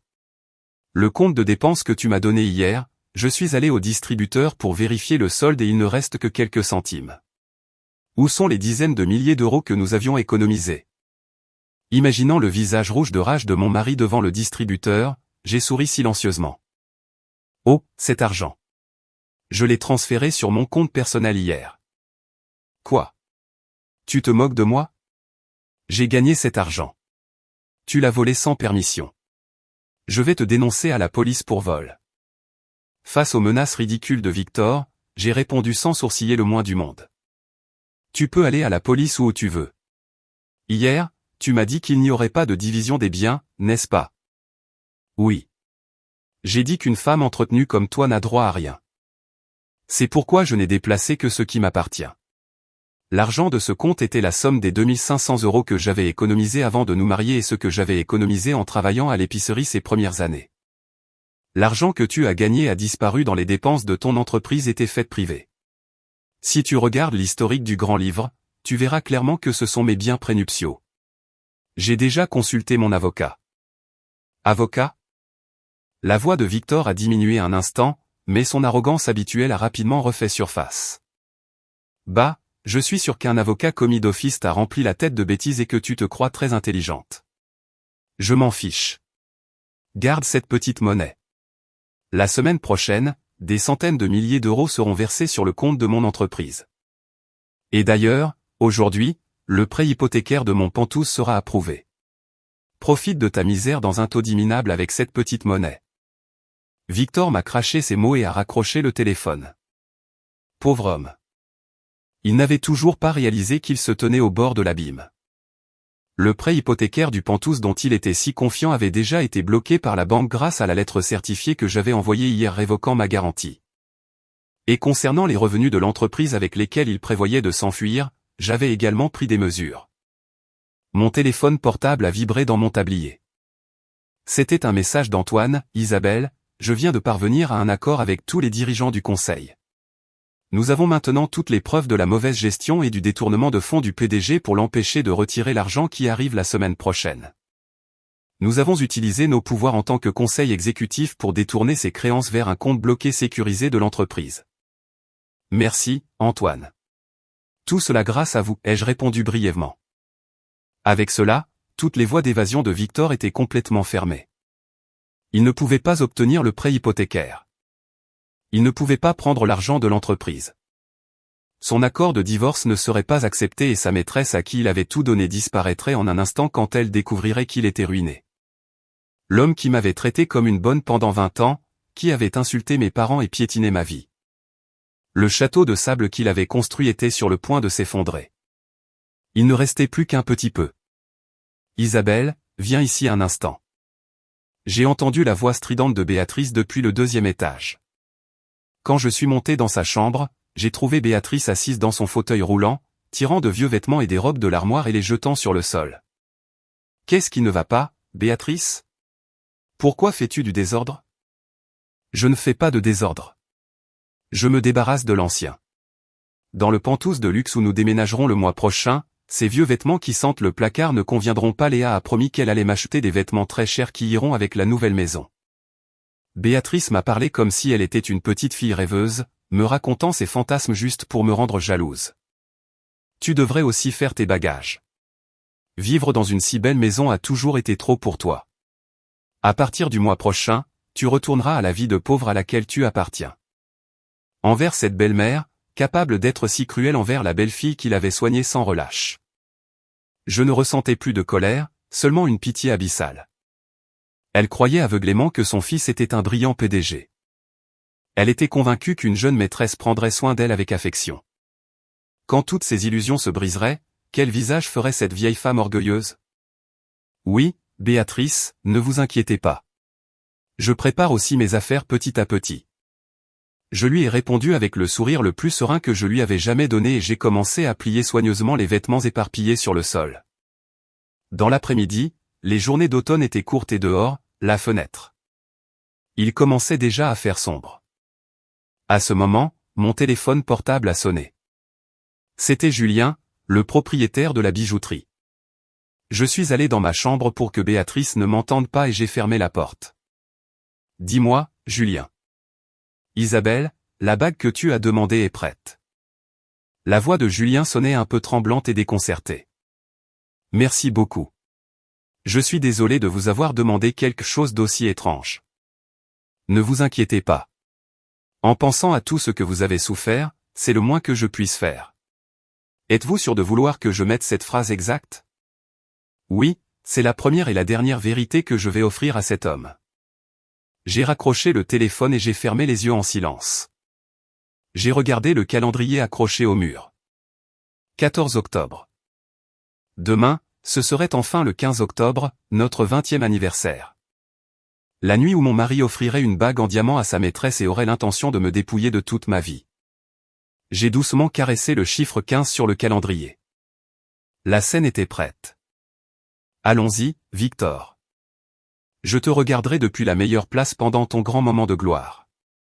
Le matin de notre 20e anniversaire de mariage est arrivé. Un ciel d'automne clair et élevé, sans un seul nuage. Cependant, à l'intérieur de la maison, il n'y avait pas le moindre signe de fête. J'ai un dîner d'affaires aujourd'hui. Je pourrais conclure une affaire énorme. Je serai en retard, alors ne me garde pas de dîner et couche-toi tôt. Victor me l'a dit en se coiffant méticuleusement devant le miroir de la salle de bain. Il portait une cravate de créateur voyante que Léa avait sûrement choisie. D'accord, passe un bon moment. Bonne chance pour ton travail. Je l'ai raccompagné avec la même voix calme que toujours. En mettant ses chaussures dans l'entrée, Victor s'est tourné vers moi et a affiché un sourire moqueur. Avant d'aller au bureau, je passerai au palais de justice pour déposer l'accord de divorce que tu as signé hier. Donc, à partir d'aujourd'hui, tu n'es qu'une invitée dans cette maison. Jusqu'à ce que nous déménagions le mois prochain, tu ferais mieux de bien t'occuper de ma mère comme la bonne que tu es. Il était totalement convaincu que son plan parfait avait fonctionné. Oui, fais attention en chemin. J'ai baissé la tête en silence. Victor a reniflé de satisfaction et a ouvert la porte énergiquement. Après son départ, je suis monté dans la chambre de ma belle-mère. Béatrice était déjà réveillée, regardant la télévision depuis son lit de très bonne humeur. Je vous ai apporté le petit déjeuner, Béatrice. Aujourd'hui, j'ai préparé votre tilapia au citron et au poivre préféré. Oh, comme c'est gentil. Bien que. Isabelle, tu n'auras plus à supporter ces petits déjeuners fades très longtemps, a dit Béatrice, regardant le plateau de côté avec joie. Victor m'a dit qu'il allait au palais de justice aujourd'hui. Avec cela, enfin, cette merveilleuse Léa sera la belle-fille de cette maison. Quand nous déménagerons au Penthouse le mois prochain, elle a promis de me faire le petit déjeuner comme dans un hôtel de luxe tous les matins. Je pourrai enfin dire adieu à ta nourriture de pauvre fille. La tête de Béatrice était pleine de fantasmes heureux concernant la jeune maîtresse. J'ai souri silencieusement. C'est exact. Je suis sûr qu'une vie merveilleuse vous attend. J'ai dit cela et j'ai quitté la pièce. Ce fut le dernier petit déjeuner que j'ai préparé pour ma belle-mère dans cette maison. En descendant au rez-de-chaussée, j'ai retroussé mes manches et j'ai commencé à nettoyer la maison de fond en comble. J'ai passé l'aspirateur, nettoyé les fenêtres, frotté les parquets avec une serpillière humide. Cette maison que j'avais protégée en rampant sur les sols tous les jours pendant 20 ans. Je me suis souvenu de la joie que nous avions ressentie lorsque nous avions déménagé ici de ce petit appartement et comment nous avions choisi les rideaux du salon ensemble. Mais sans m'en rendre compte, cette maison était devenue une prison de glace, me gardant enfermé. Malgré tout, je n'en voulais pas à la maison. Parce que les nuits où je pleurais, cette maison était la seule chose qui m'enlaçait en silence. Merci pour tout, ai-je murmuré en caressant le sol brillant que je venais de polir. Pour finir, je suis allé dans le petit coin où nous gardions les photos de nos êtres chers décédés et j'ai allumé de l'encens. J'ai joint mes mains, faisant mes adieux à la famille de Victor et promettant de commencer ma nouvelle vie. Mon travail d'épouse était terminé. À 14 heures, alors que je me reposais dans le salon, mon téléphone a sonné. C'était Antoine. Isabelle, est-ce un bon moment pour parler? La voix d'Antoine mêlait excitation et soulagement. Oui, pas de problème. Qu'est-ce qui s'est passé à l'entreprise? Tout s'est déroulé comme prévu. Il y a peu, le PDG a essayé de virer une grosse somme du compte principal vers un autre compte directement depuis son bureau. Mais comme nous avions déjà informé la banque qu'il y avait des soupçons de fraude de la part de l'administrateur, le virement a été bloqué par une erreur système. J'ai soupiré de soulagement. Avec cela, les salaires des employés et les fonds vitaux de l'entreprise étaient à l'abri des griffes de la maîtresse. Qu'est-ce que Victor a dit? Quand il a vu l'erreur, il a commencé à crier que le système bancaire était nul et que nous étions tous inutiles. Normalement, il aurait appelé la banque immédiatement. Mais comme il a des projets très importants aujourd'hui, il a dit qu'il s'occuperait de cette bêtise demain et s'est précipité hors du bureau. Victor était tellement concentré sur la remise de la bague qu'il ne pouvait penser à rien d'autre. Il ne réalisait pas que le sol s'effondrait sous ses pieds. De plus, Isabelle, la banque a appelé ce matin pour le PDG. Ils nous ont informé qu'après avoir reçu une injonction légale de la part de sa femme, le contrat de garantie a été annulé, donc ils ne lui accorderont pas le prêt hypothécaire pour le Penthouse. J'ai pris l'appel et évidemment, je n'ai pas dit au patron. Merci, Antoine. Avec cela, tous ces plans sont détruits. Isabelle, êtes-vous sûre que c'est pour le mieux? Oui. Ce soir, je mettrai fin à tout. J'ai raccroché le téléphone et j'ai pris une profonde inspiration. À 16 heures, je suis allé dans ma chambre et j'ai sorti du fond de mon armoire une robe noire que je n'avais pas portée depuis des années. J'ai enlevé mon tablier usé, j'ai mis un peu de maquillage et j'ai attaché mes cheveux avec élégance. Puis, j'ai mis un chapeau noir à large bord qui couvrait la moitié de mon visage, et j'ai drapé un élégant châle sur mes épaules. En me regardant dans le miroir, la belle fille épuisée qui s'occupait de sa belle-mère n'était plus là. La forte Isabelle, capable de gérer la comptabilité d'une entreprise entière et de faire face à n'importe quel problème, était de retour.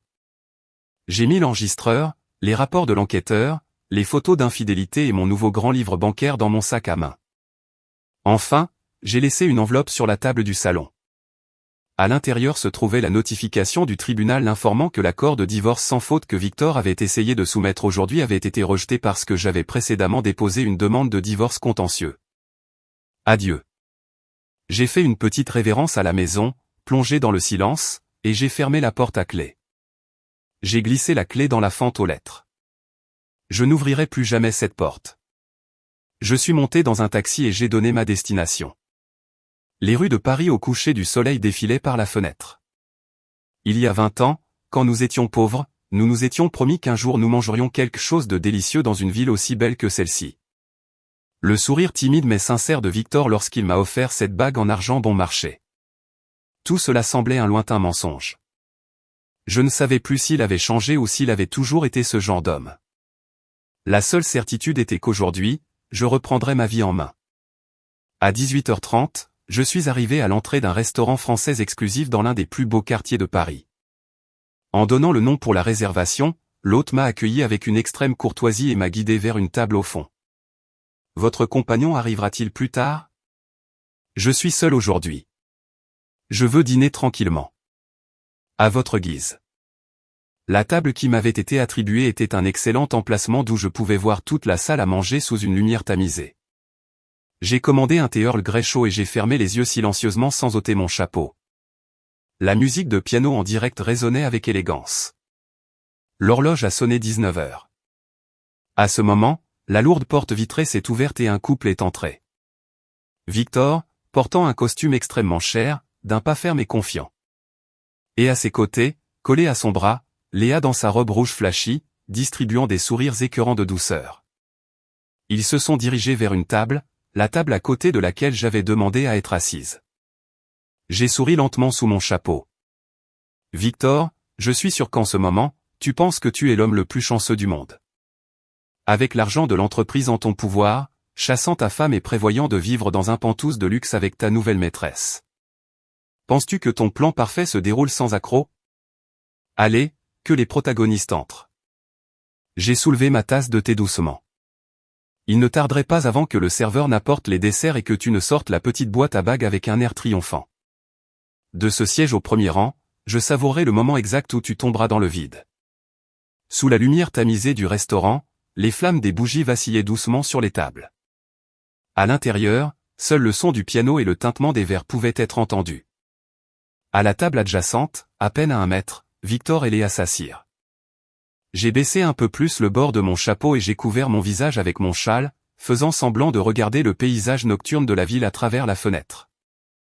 Puisqu'ils étaient assis dos à moi, ils ne semblaient pas m'avoir remarqué du tout. Pour eux, mon existence n'était même pas à 1 mètre. Victor, quel restaurant incroyable, m'emmener dans un endroit si spécial.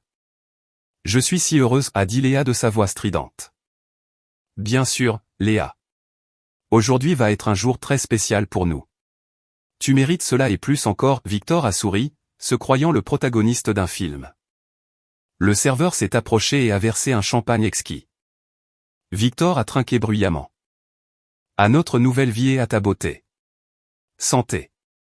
Santé. Le son cristallin du tintement des verres a résonné. J'ai pris une gorgée de mon thé. L'amertume a aiguisé mes sens encore plus. Et, Victor, les papiers du divorce sont réglés. Oui, parfaitement. Ce matin même, j'ai soumis l'accord au tribunal. Cette idiote l'a signé la nuit dernière sans se douter de rien. Avec ça, j'ai enfin coupé tous les liens avec cette femme ennuyeuse et déprimante. Victor a bombé le torse de fierté. Elle cherche probablement un appartement minable et bon marché avec les misérables 60 000 € que je lui ai donnés. C'est la fin qui attend une simple femme au foyer inutile qui ne sait rien faire sans moi. De sa bouche ne sortaient que des insultes à mon égard. Il traitait d'inutile la femme qui avait travaillé gratuitement pour son entreprise, qui avait obtenu de l'argent quand elle avait failli faire faillite, et qui s'occupait de sa mère. Il y a longtemps, ces mots m'auraient brisé le cœur. Mais maintenant, je ne ressentais qu'un silence froid. Il ne savait pas que le papier qu'il avait remis au palais de justice était sans valeur parce que j'avais intenté un divorce contentieux. Il continuait de parler de sa fausse victoire. Vraiment? Tu es incroyable, Victor. Alors nous serons enfin libres. Léa lui a saisi la main avec des yeux brillants. Mais ont-ils approuvé le prêt hypothécaire pour le nouveau Pentouse et cet argent de l'entreprise dont tu m'as parlé?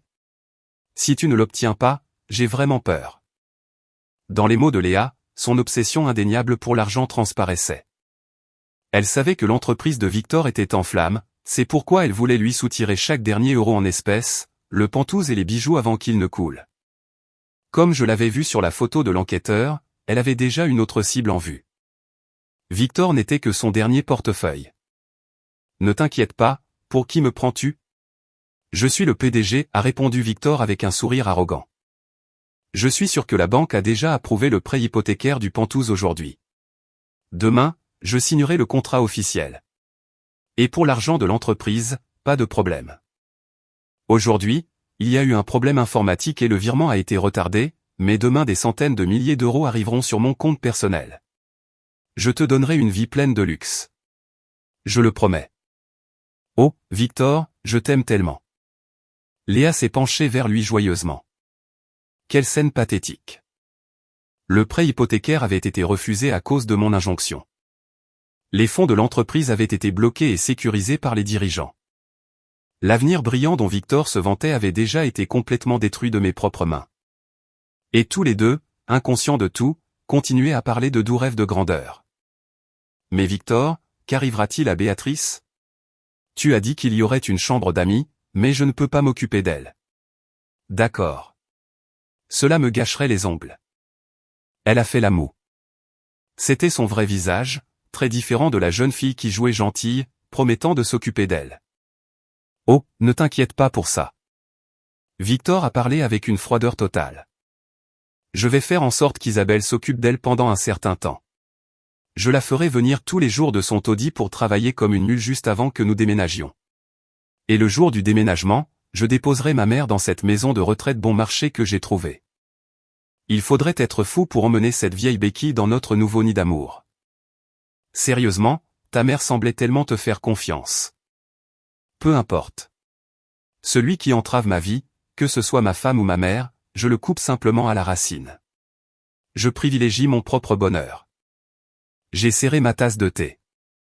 Pour satisfaire son ego, il allait jeter à la rue, sans argent, la femme qui lui avait consacré 20 ans. Et finalement, il avait l'intention de jeter sa propre mère, qu'il adorait, dans une maison de retraite bon marché comme une ordure. Béatrice devait être à la maison, attendant anxieusement le retour de Victor, convaincu que sa jeune belle-fille allait la traiter comme une reine dans un Pentouse de luxe. La vraie nature égoïste de Victor était pourrie jusqu'à la moelle. Avec cela, le moindre doute qui me restait a complètement disparu. Il ne méritait pas une seule goutte de pitié. Les plats du menu dégustation ont été servis et débarrassés.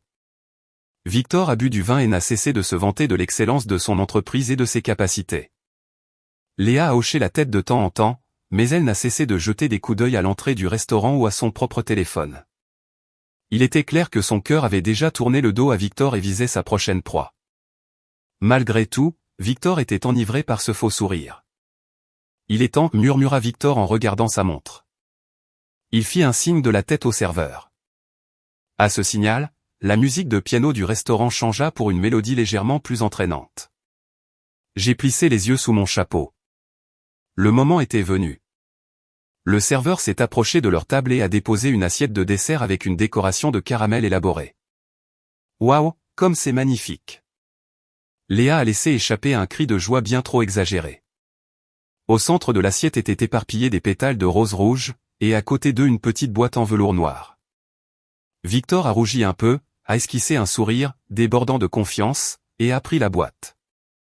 Léa, nous ne nous connaissons que depuis peu de temps, mais je me sens renaître avec toi.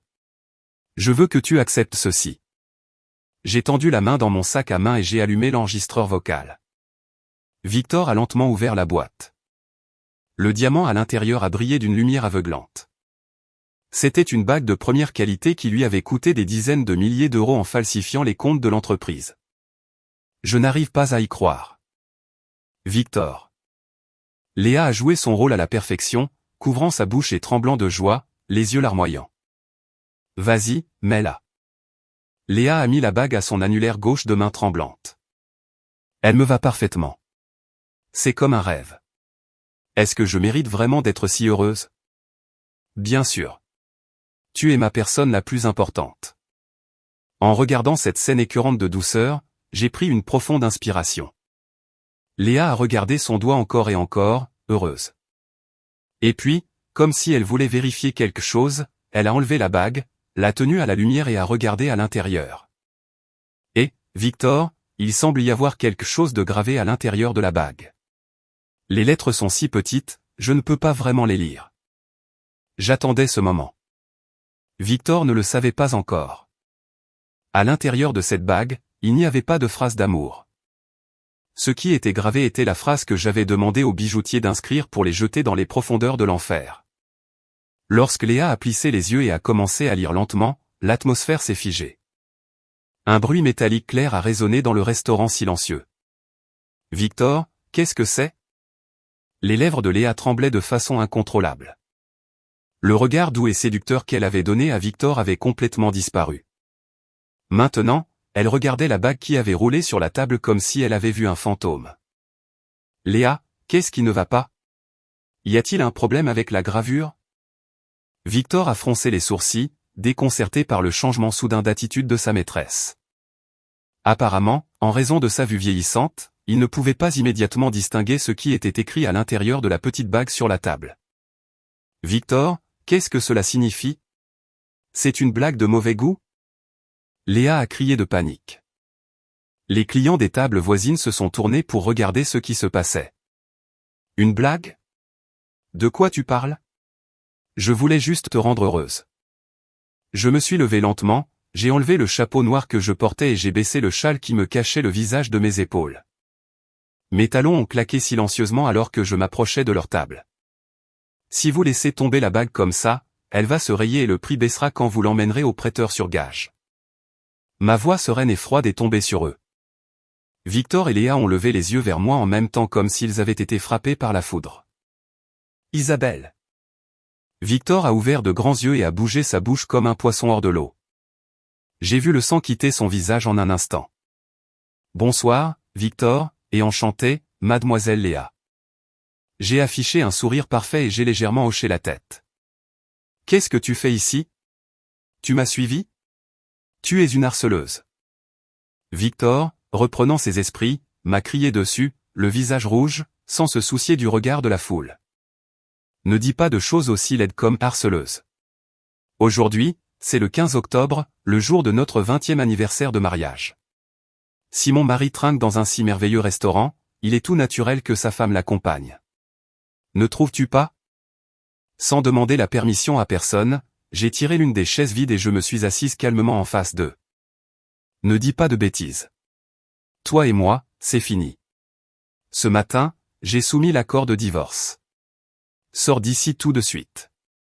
Victor a frappé du poing sur la table et a essayé de se lever. À propos du divorce. Il n'a pas été accepté. J'ai sorti un document de mon sac à main et l'ai glissé sur la table. Victor s'est figé. Qu'est-ce que tu dis? Avant que tu ne le soumettes, j'avais déjà déposé une demande de divorce contentieux au palais de justice. Légalement, nous sommes toujours mari et femme. Et alors? Combien de temps comptes-tu me déranger? Alors que Victor levait la main comme pour me frapper. Je l'ai regardé froidement et j'ai continué à parler. Celui qui dérange quelqu'un, c'est vous. Vous avez utilisé mon nom et mes identifiants DocuSign sans permission pour me faire garante d'un pantouse. C'est une fraude documentaire très grave. La main levée de Victor est restée figée en l'air. J'avais touché la vérité qu'il voulait le plus cacher. Une sueur froide a commencé à perler sur son front. Par l'intermédiaire de mon avocat, j'ai déjà envoyé une injonction légale à la banque et à l'agence immobilière. Votre prêt hypothécaire pour le pantouse a été complètement bloqué. Menteuse. Je suis le PDG. La banque ne peut pas me refuser un prêt. Et ce n'est pas tout. J'ai claqué un autre document devant lui. À propos de l'argent que vous alliez virer du compte principal de l'entreprise vers un autre compte. Les dirigeants, dirigés par Antoine, ont déjà parlé à la banque et bloqué les fonds. Demain, pas un seul euro n'entrera sur votre compte personnel. L'argent que vous avez utilisé pour entretenir votre maîtresse et votre fausse solvabilité provenait de prêts usuraires utilisant les actifs de l'entreprise comme garantie. L'entreprise est sur le point de faire faillite. Le visage de Victor est passé du rouge au bleu, puis au gris cendré. Antoine m'a trahi. Mon entreprise. Il s'est effondré sur la chaise, se prenant la tête.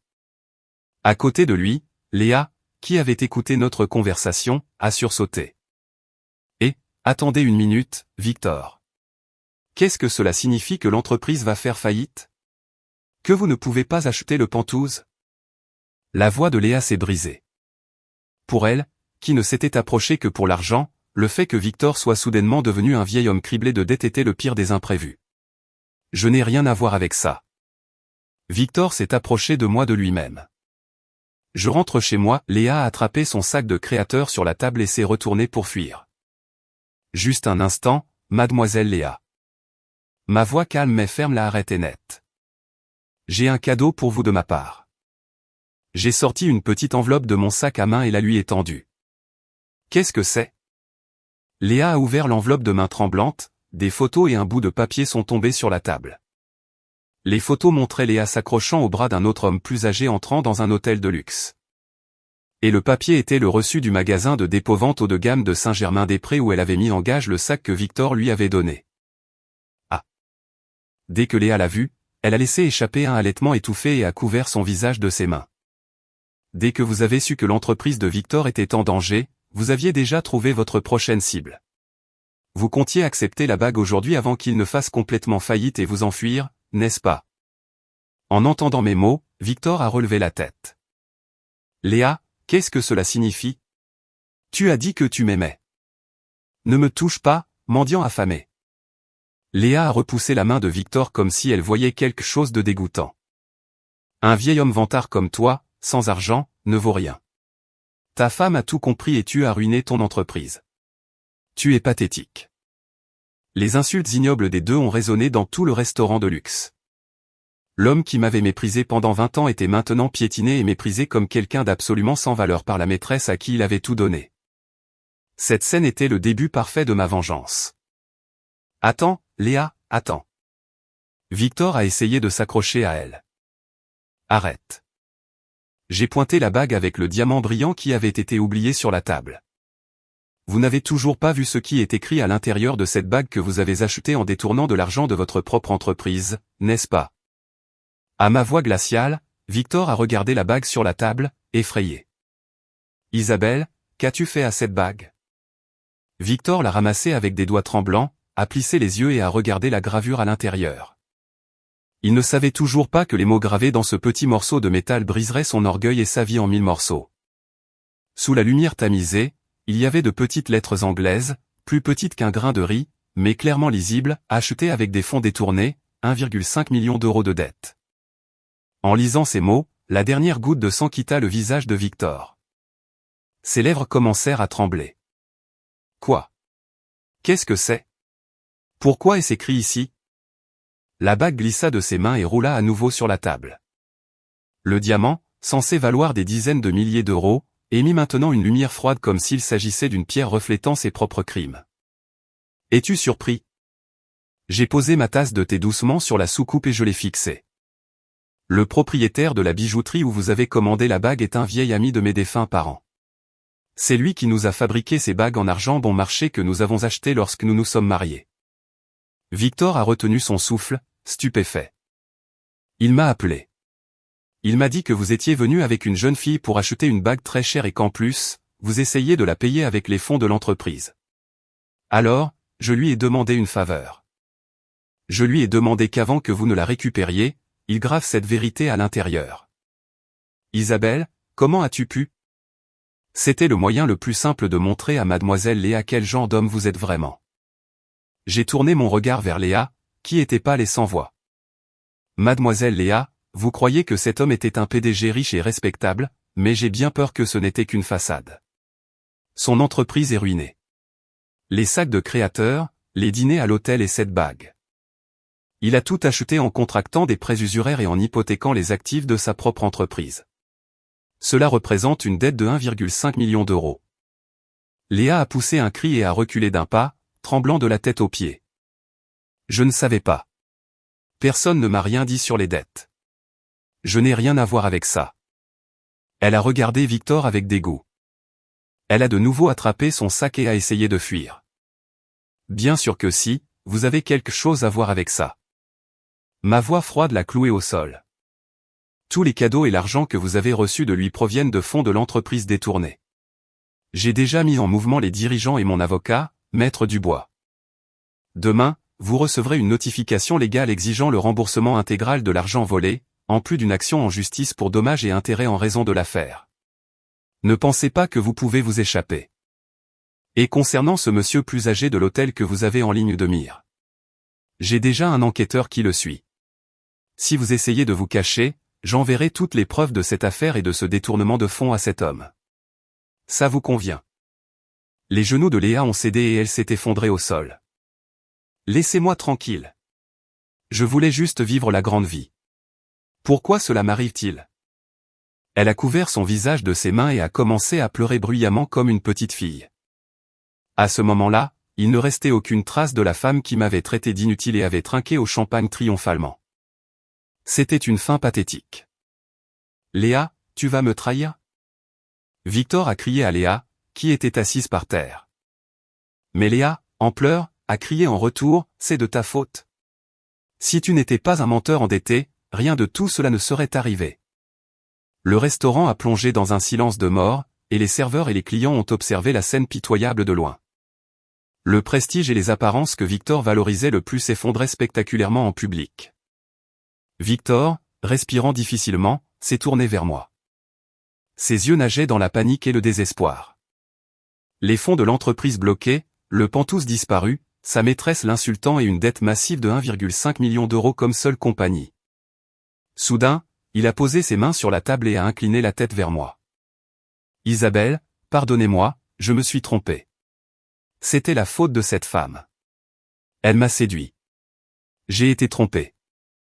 L'homme qui, il y a quelques minutes, m'avait traité de bonne, implorait maintenant désespérément sa vie. Vous êtes ma femme. Nous avons été ensemble 20 ans à souffrir. S'il vous plaît, ne m'abandonnez pas, parlez à votre avocat et dites-lui d'arrêter les cadres. Si vous leur demandez, je suis sûr qu'ils nous pardonneront. Je l'ai regardé de haut et j'ai répondu d'une voix glaciale. Mais ne m'avez-vous pas dit il y a peu que vous aviez remis les papiers du divorce au palais de justice? Cela n'a pas été accepté, n'est-ce pas? Légalement, nous sommes toujours mari et femme. Les dettes du mari sont aussi la responsabilité de la femme. Il était égoïste et lâche jusqu'au bout. J'ai poussé un profond soupir. Premièrement, vous avez contracté personnellement la dette de l'entreprise en hypothéquant frauduleusement les actifs. Je n'ai aucune obligation de la payer. De plus, j'ai déjà transféré tous mes actifs sur un compte sécurisé à mon nom. La seule chose qu'il me reste, c'est une nouvelle vie. Attendez, et la maison? Qu'est-ce qui va arriver à la maison où nous vivons? Ma mère est là. Victor a mentionné l'existence de sa mère comme une dernière carte désespérée. J'ai fait une pause avant de me diriger vers la sortie. J'ai regardé par-dessus mon épaule et je lui ai offert le sourire le plus sincère de toute la journée. Oh, ne vous inquiétez pas pour Béatrice. Quand j'ai découvert que vous alliez me chasser et emménager dans un Penthouse avec Léa, elle était si heureuse, elle a jeté ses vieux vêtements et s'est préparée pour le déménagement. C'est pourquoi cet après-midi, je lui ai préparé le meilleur des cadeaux. Le visage de Victor s'est tordu de terreur. Mon mari ne savait toujours pas que pendant que nous étions ici au restaurant, Béatrice était envoyée en enfer. Le meilleur des cadeaux? Quoi? Que as-tu fait à ma mère? La voix de Victor s'est brisée ridiculement de peur et de nervosité. Qu'est-ce que j'ai fait? Eh bien, j'ai réalisé vos plans exactement comme vous le vouliez. J'ai souri silencieusement, j'ai sorti un dépliant de mon sac à main et je l'ai laissé tomber doucement aux pieds de Victor. C'était un dépliant pour une maison de retraite très bon marché et délabrée dans la banlieue de Melun. J'ai trouvé ce dépliant au fond de votre tiroir. C'est la maison de retraite avec laquelle vous avez déjà signé un contrat en secret pour y placer de force votre mère le jour où vous avez emménagé dans le nouvel appartement avec Léa, n'est-ce pas? Ah. Victor a retenu son souffle et a détourné le regard du dépliant. Eh bien, vous voyez, avant que je ne quitte la maison aujourd'hui, j'ai appelé l'établissement.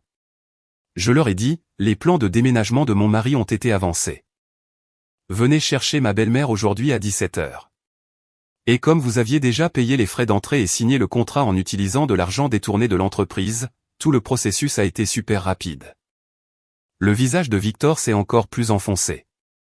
J'ai commencé à raconter ce qui s'était passé à 17h à la maison. À 17h, un fourgon un peu abîmé de l'établissement est arrivé. 2 employés en uniforme de travail sont montés dans la chambre de votre mère. Elle les attendait assises dans son fauteuil roulant au milieu de la pièce, entourée de sacs poubelles avec ses vieux vêtements. Convaincu que Léa allait lui acheter des robes coûteuses pour le Penthouse, je vais dans le Penthouse de mon fils. Une merveilleuse belle-fille nommée Léa vient me chercher, leur a-t-elle dit. Je me suis souvenu de ma belle-mère qui hurlait et se débattait face à cette réalité incroyable. La même vieille femme arrogante qui m'avait méprisé pour mes origines modestes pendant 20 ans. Finalement, elle avait été trahie par son fils et expulsée vers un taudis de maison de retraite. Les gens de l'établissement ont été très directs.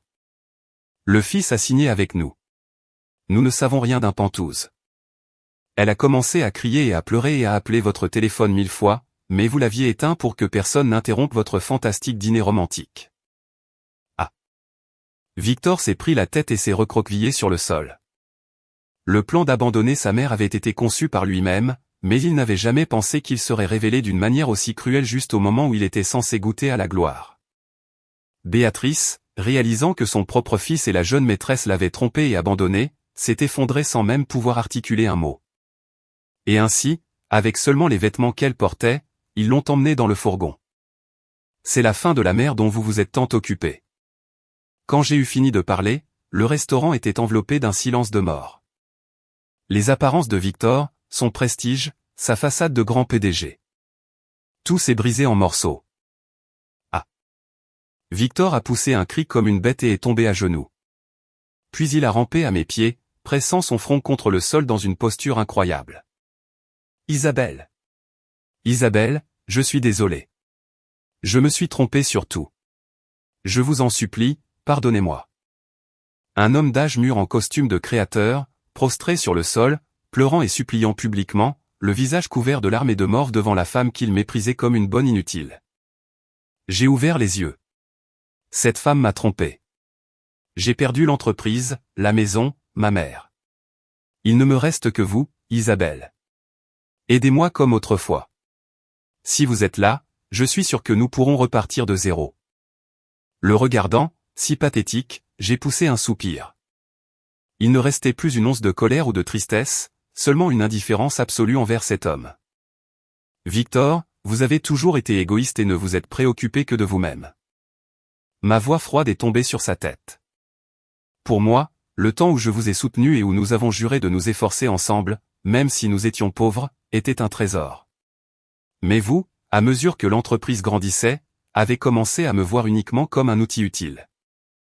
Peu importe à quel point je me suis épuisé physiquement et mentalement à prendre soin de votre mère, vous ne m'avez jamais protégé. J'étais juste très occupé par le travail. Je ne veux pas entendre d'excuses. Je l'ai interrompu brusquement. Le fait que vous vous soyez laissé entraîner par Léa, que vous ayez dévoré les actifs de l'entreprise et que vous ayez essayé de me rendre garante d'une dette pour me chasser de ma propre maison, cela ne disparaîtra jamais. Vous avez vous-même tué mon existence de vos propres mains. Un cœur mort ne ressuscite pas. À mon rejet catégorique, Victor a affiché un visage de désespoir total et s'est effondré sur le sol. À côté de lui, Léa, qui avait pleuré le visage couvert, s'est soudainement levée. Oui, c'est la faute de cet homme. Je n'ai rien fait de mal. C'est moi qui ai été trompé. Léa a donné un coup de pied à Victor avec ses talons aiguilles alors qu'il était encore par terre et a serré son sac. Rendez-moi mes 6 mois. J'ai couché avec vous parce que vous avez dit que vous étiez le PDG, et il s'avère que vous avez plus d'1 million d'euros de dette. Quel minable fauché! Ne me mêlez pas à ça. Léa a crié cela et s'est retournée, prête à courir vers la porte. Cependant, son évasion a été interrompue presque immédiatement. Excusez-moi, mademoiselle. Le gérant du restaurant, un homme d'âge mûr, s'est interposé sur le chemin de Léa d'une voix calme mais autoritaire. Avant de partir, veuillez régler l'addition. Le menu dégustation pour 2 et le champagne millésimé s'élève à un total de 600 €. En voyant le dossier en cuir noir que le gérant lui tendait, le visage de Léa s'est effondré. Pourquoi devrais-je payer? Cet homme doit payer. Il est censé être le PDG. Léa a crié, pointant Victor étendu sur le sol. Le gérant a lancé un regard glacial à Victor. D'après ce que j'ai pu entendre, ce monsieur a ses comptes et ses entreprises bloquées. Il ne me semble pas qu'il ait la solvabilité pour payer. Il est seulement logique que vous, sa compagne, vous occupiez de la facture. Pas question. Je suis venu pour être traité. Je n'ai pas 600 € dans mon sac à main. Léa a commencé à hurler. Victor, à son tour, a sorti une carte de crédit et l'a tendue au gérant. Prenez ça. Payez avec ça. Il doit encore y avoir une limite. Le gérant a pris la carte en silence et s'est dirigé vers la caisse, mais est revenu presque immédiatement pour annoncer la dure réalité. Je suis désolé. Cette carte est refusée. Ce n'est pas possible. Les comptes personnels et les cartes de Victor avaient déjà été gelés grâce aux manœuvres rapides de Maître Dubois et Antoine. Vous voyez, vous n'avez vraiment pas un sou. Vous êtes le pire. Dégoûtant. Léa a crié à Victor, lui crachant presque dessus. Victor a agrippé l'ourlet de la robe de Léa, hurlant « C'est toi qui as commandé le champagne, tu le paies ». Et les deux se sont engagés dans une bagarre ridicule juste à l'entrée du restaurant. Les clients leur ont lancé des regards glacials. Et le gérant les a calmement avertis qu'il allait appeler la police. Ce fut la fin la plus misérable et pathétique pour un couple qui s'était juré un amour éternel et avait rêvé d'un avenir brillant. J'ai contemplé cette scène infernale une dernière fois et j'ai pris une profonde inspiration. Les lourds nuages qui avaient oppressé mon cœur pendant 20 ans se sont dissipés d'un seul coup, comme par magie. Plus que la joie de la vengeance, ce qui remplissait ma poitrine était le soulagement profond et serein de retrouver enfin ma propre vie. Adieu, Victor. J'espère que ce qui reste de votre vie sera un peu plus honnête. J'ai murmuré doucement, presque pour moi-même. Je leur ai tourné le dos, les laissant se disputer, et je suis sorti par la porte de derrière du restaurant. L'un des serveurs m'a gentiment ouvert la porte. J'ai fait une légère révérence et je suis sorti. La nuit parisienne était assez fraîche, mais mon cœur était étonnamment chaud. Le toucher de mon nouveau grand livre bancaire et la clé du petit appartement où je vivrais désormais, rangé dans mon sac à main, me promettait un avenir certain. Tout est fini. J'ai levé les yeux vers le ciel étoilé et, dans la nuit claire d'automne, brillait une lune froide mais magnifique. J'ai pris une profonde inspiration et j'ai fait le premier pas vers ma nouvelle vie. Cependant, ma bataille n'était pas complètement terminée. Le lendemain matin, en me réveillant dans mon nouvel appartement, j'ai reçu une nouvelle incroyable sur mon téléphone. Ce serait la nouvelle du dernier coup de force de Victor et du coup de grâce définitif qui allait lui tomber dessus. Le lendemain matin, je me suis réveillé sous la douce lumière du soleil filtrant à travers l'interstice des rideaux. Ma nouvelle maison était un petit appartement de 37 mètres carrés dans un immeuble de 10 ans. Comparé à l'énorme manoir de Neuilly-sur-Seine, c'était minuscule, mais pour moi, chaque recoin de cette petite pièce était rempli de liberté et de paix. C'était mon propre château. J'ai fait bouillir de l'eau dans la cuisine et j'ai tranquillement préparé un café. Jusqu'à hier, je me levais à 5 heures du matin pour lui préparer des plats à faible teneur en sel, soucieuse de sa tension artérielle et servant les plats de peur de gâcher l'humeur de Victor. Mais à partir d'aujourd'hui, je n'avais plus à me soucier de l'expression de qui que ce soit. Je pouvais utiliser mon temps juste pour moi. Ce simple fait a lentement réchauffé mon cœur gelé. Juste au moment où je prenais une gorgée de café, mon téléphone portable a vibré sur la table. Le nom de l'avocat est apparu sur l'écran. Bonjour, Maître Dubois. Merci beaucoup pour tout ce qui s'est passé hier. Quand j'ai répondu, la voix de l'avocat était calme et soulagée. Bonjour, Isabelle. Avez-vous bien dormi? Vous voyez, tôt ce matin, j'ai reçu un appel du commissariat de police concernant Victor. Il a été arrêté. Oh, vraiment? Il s'est avéré que la nuit dernière, devant le restaurant, Victor et Léa s'étaient disputés physiquement, et la police, alertée par les voisins, les avait emmenés dans une voiture de patrouille. Là, Victor a tenté sa dernière sale astuce. Selon ce qu'ils m'ont dit lors de l'interrogatoire, Victor a soudainement commencé à crier que sa femme lui avait volé tout son argent, que les cadres et sa femme avaient conspiré pour lui prendre son entreprise. Il a essayé de déposer plainte contre Antoine et moi pour détournement de fonds. Complètement perdu et victime de la panique, l'homme a tenté une dernière tactique pathétique pour blâmer les autres de ses malheurs. Mais ne vous inquiétez pas, Maître Dubois a laissé échapper un petit rire. Comme je me doutais que Victor allait perdre la tête, j'avais déjà parlé à un contact au commissariat. Ils m'ont immédiatement prévenu et j'ai présenté l'enregistrement vocal que vous aviez fait. L'enregistrement du moment où il vous a menti en disant que la garantie de prêt était une assurance d'entreprise. Exactement. En entendant comment il a trompé sa femme pour l'utiliser comme bouclier et en sachant qu'il a hypothéqué les actifs de l'entreprise pour contracter des prêts usuraires de 1,5 million d'euros. La police n'a même pas pris sa plainte. Au contraire, ils ont ouvert une enquête formelle contre lui pour fraude documentaire et détournement de fonds d'entreprise. Il est toujours en cellule de garde à vue et ne sortira pas pour l'instant. Sa dernière tentative de contre-attaque n'a servi qu'à lui passer la corde au cou. Puisque personne n'est allé payer sa caution, ils disent qu'il pleure en vous demandant lors des interrogatoires. C'est un homme vraiment pathétique. Je vois. J'ai poussé un soupir silencieux. L'homme que j'aimais, avec qui j'avais juré de vieillir. L'imaginer pleurer misérablement derrière des barreaux froids ne produisait aucune émotion en moi. C'était comme entendre la fin d'une tragédie lointaine qui n'avait rien à voir avec moi. Au cours des semaines suivantes, le monde de cette famille s'est complètement effondré. Victor a été formellement poursuivi par les cadres et destitué de son poste de PDG. La dette de 1,5 million d'euros lui est tombée dessus à titre personnel, le forçant à déclarer faillite. L'impressionnant manoir a été saisi par la banque. Désormais, il devrait vivre avec un casier judiciaire et harcelé par les dettes, exerçant les emplois qu'il pourrait trouver pour survivre dans la plus absolue solitude. Léa n'est pas sortie indemne non plus. Tous les articles de luxe et l'argent qu'elle avait reçu de Victor provenaient de fonds détournés. Ainsi, l'entreprise a déposé une plainte exigeant la restitution intégrale. De plus, je me suis assuré de la poursuivre pour détresse émotionnelle et aliénation d'affection.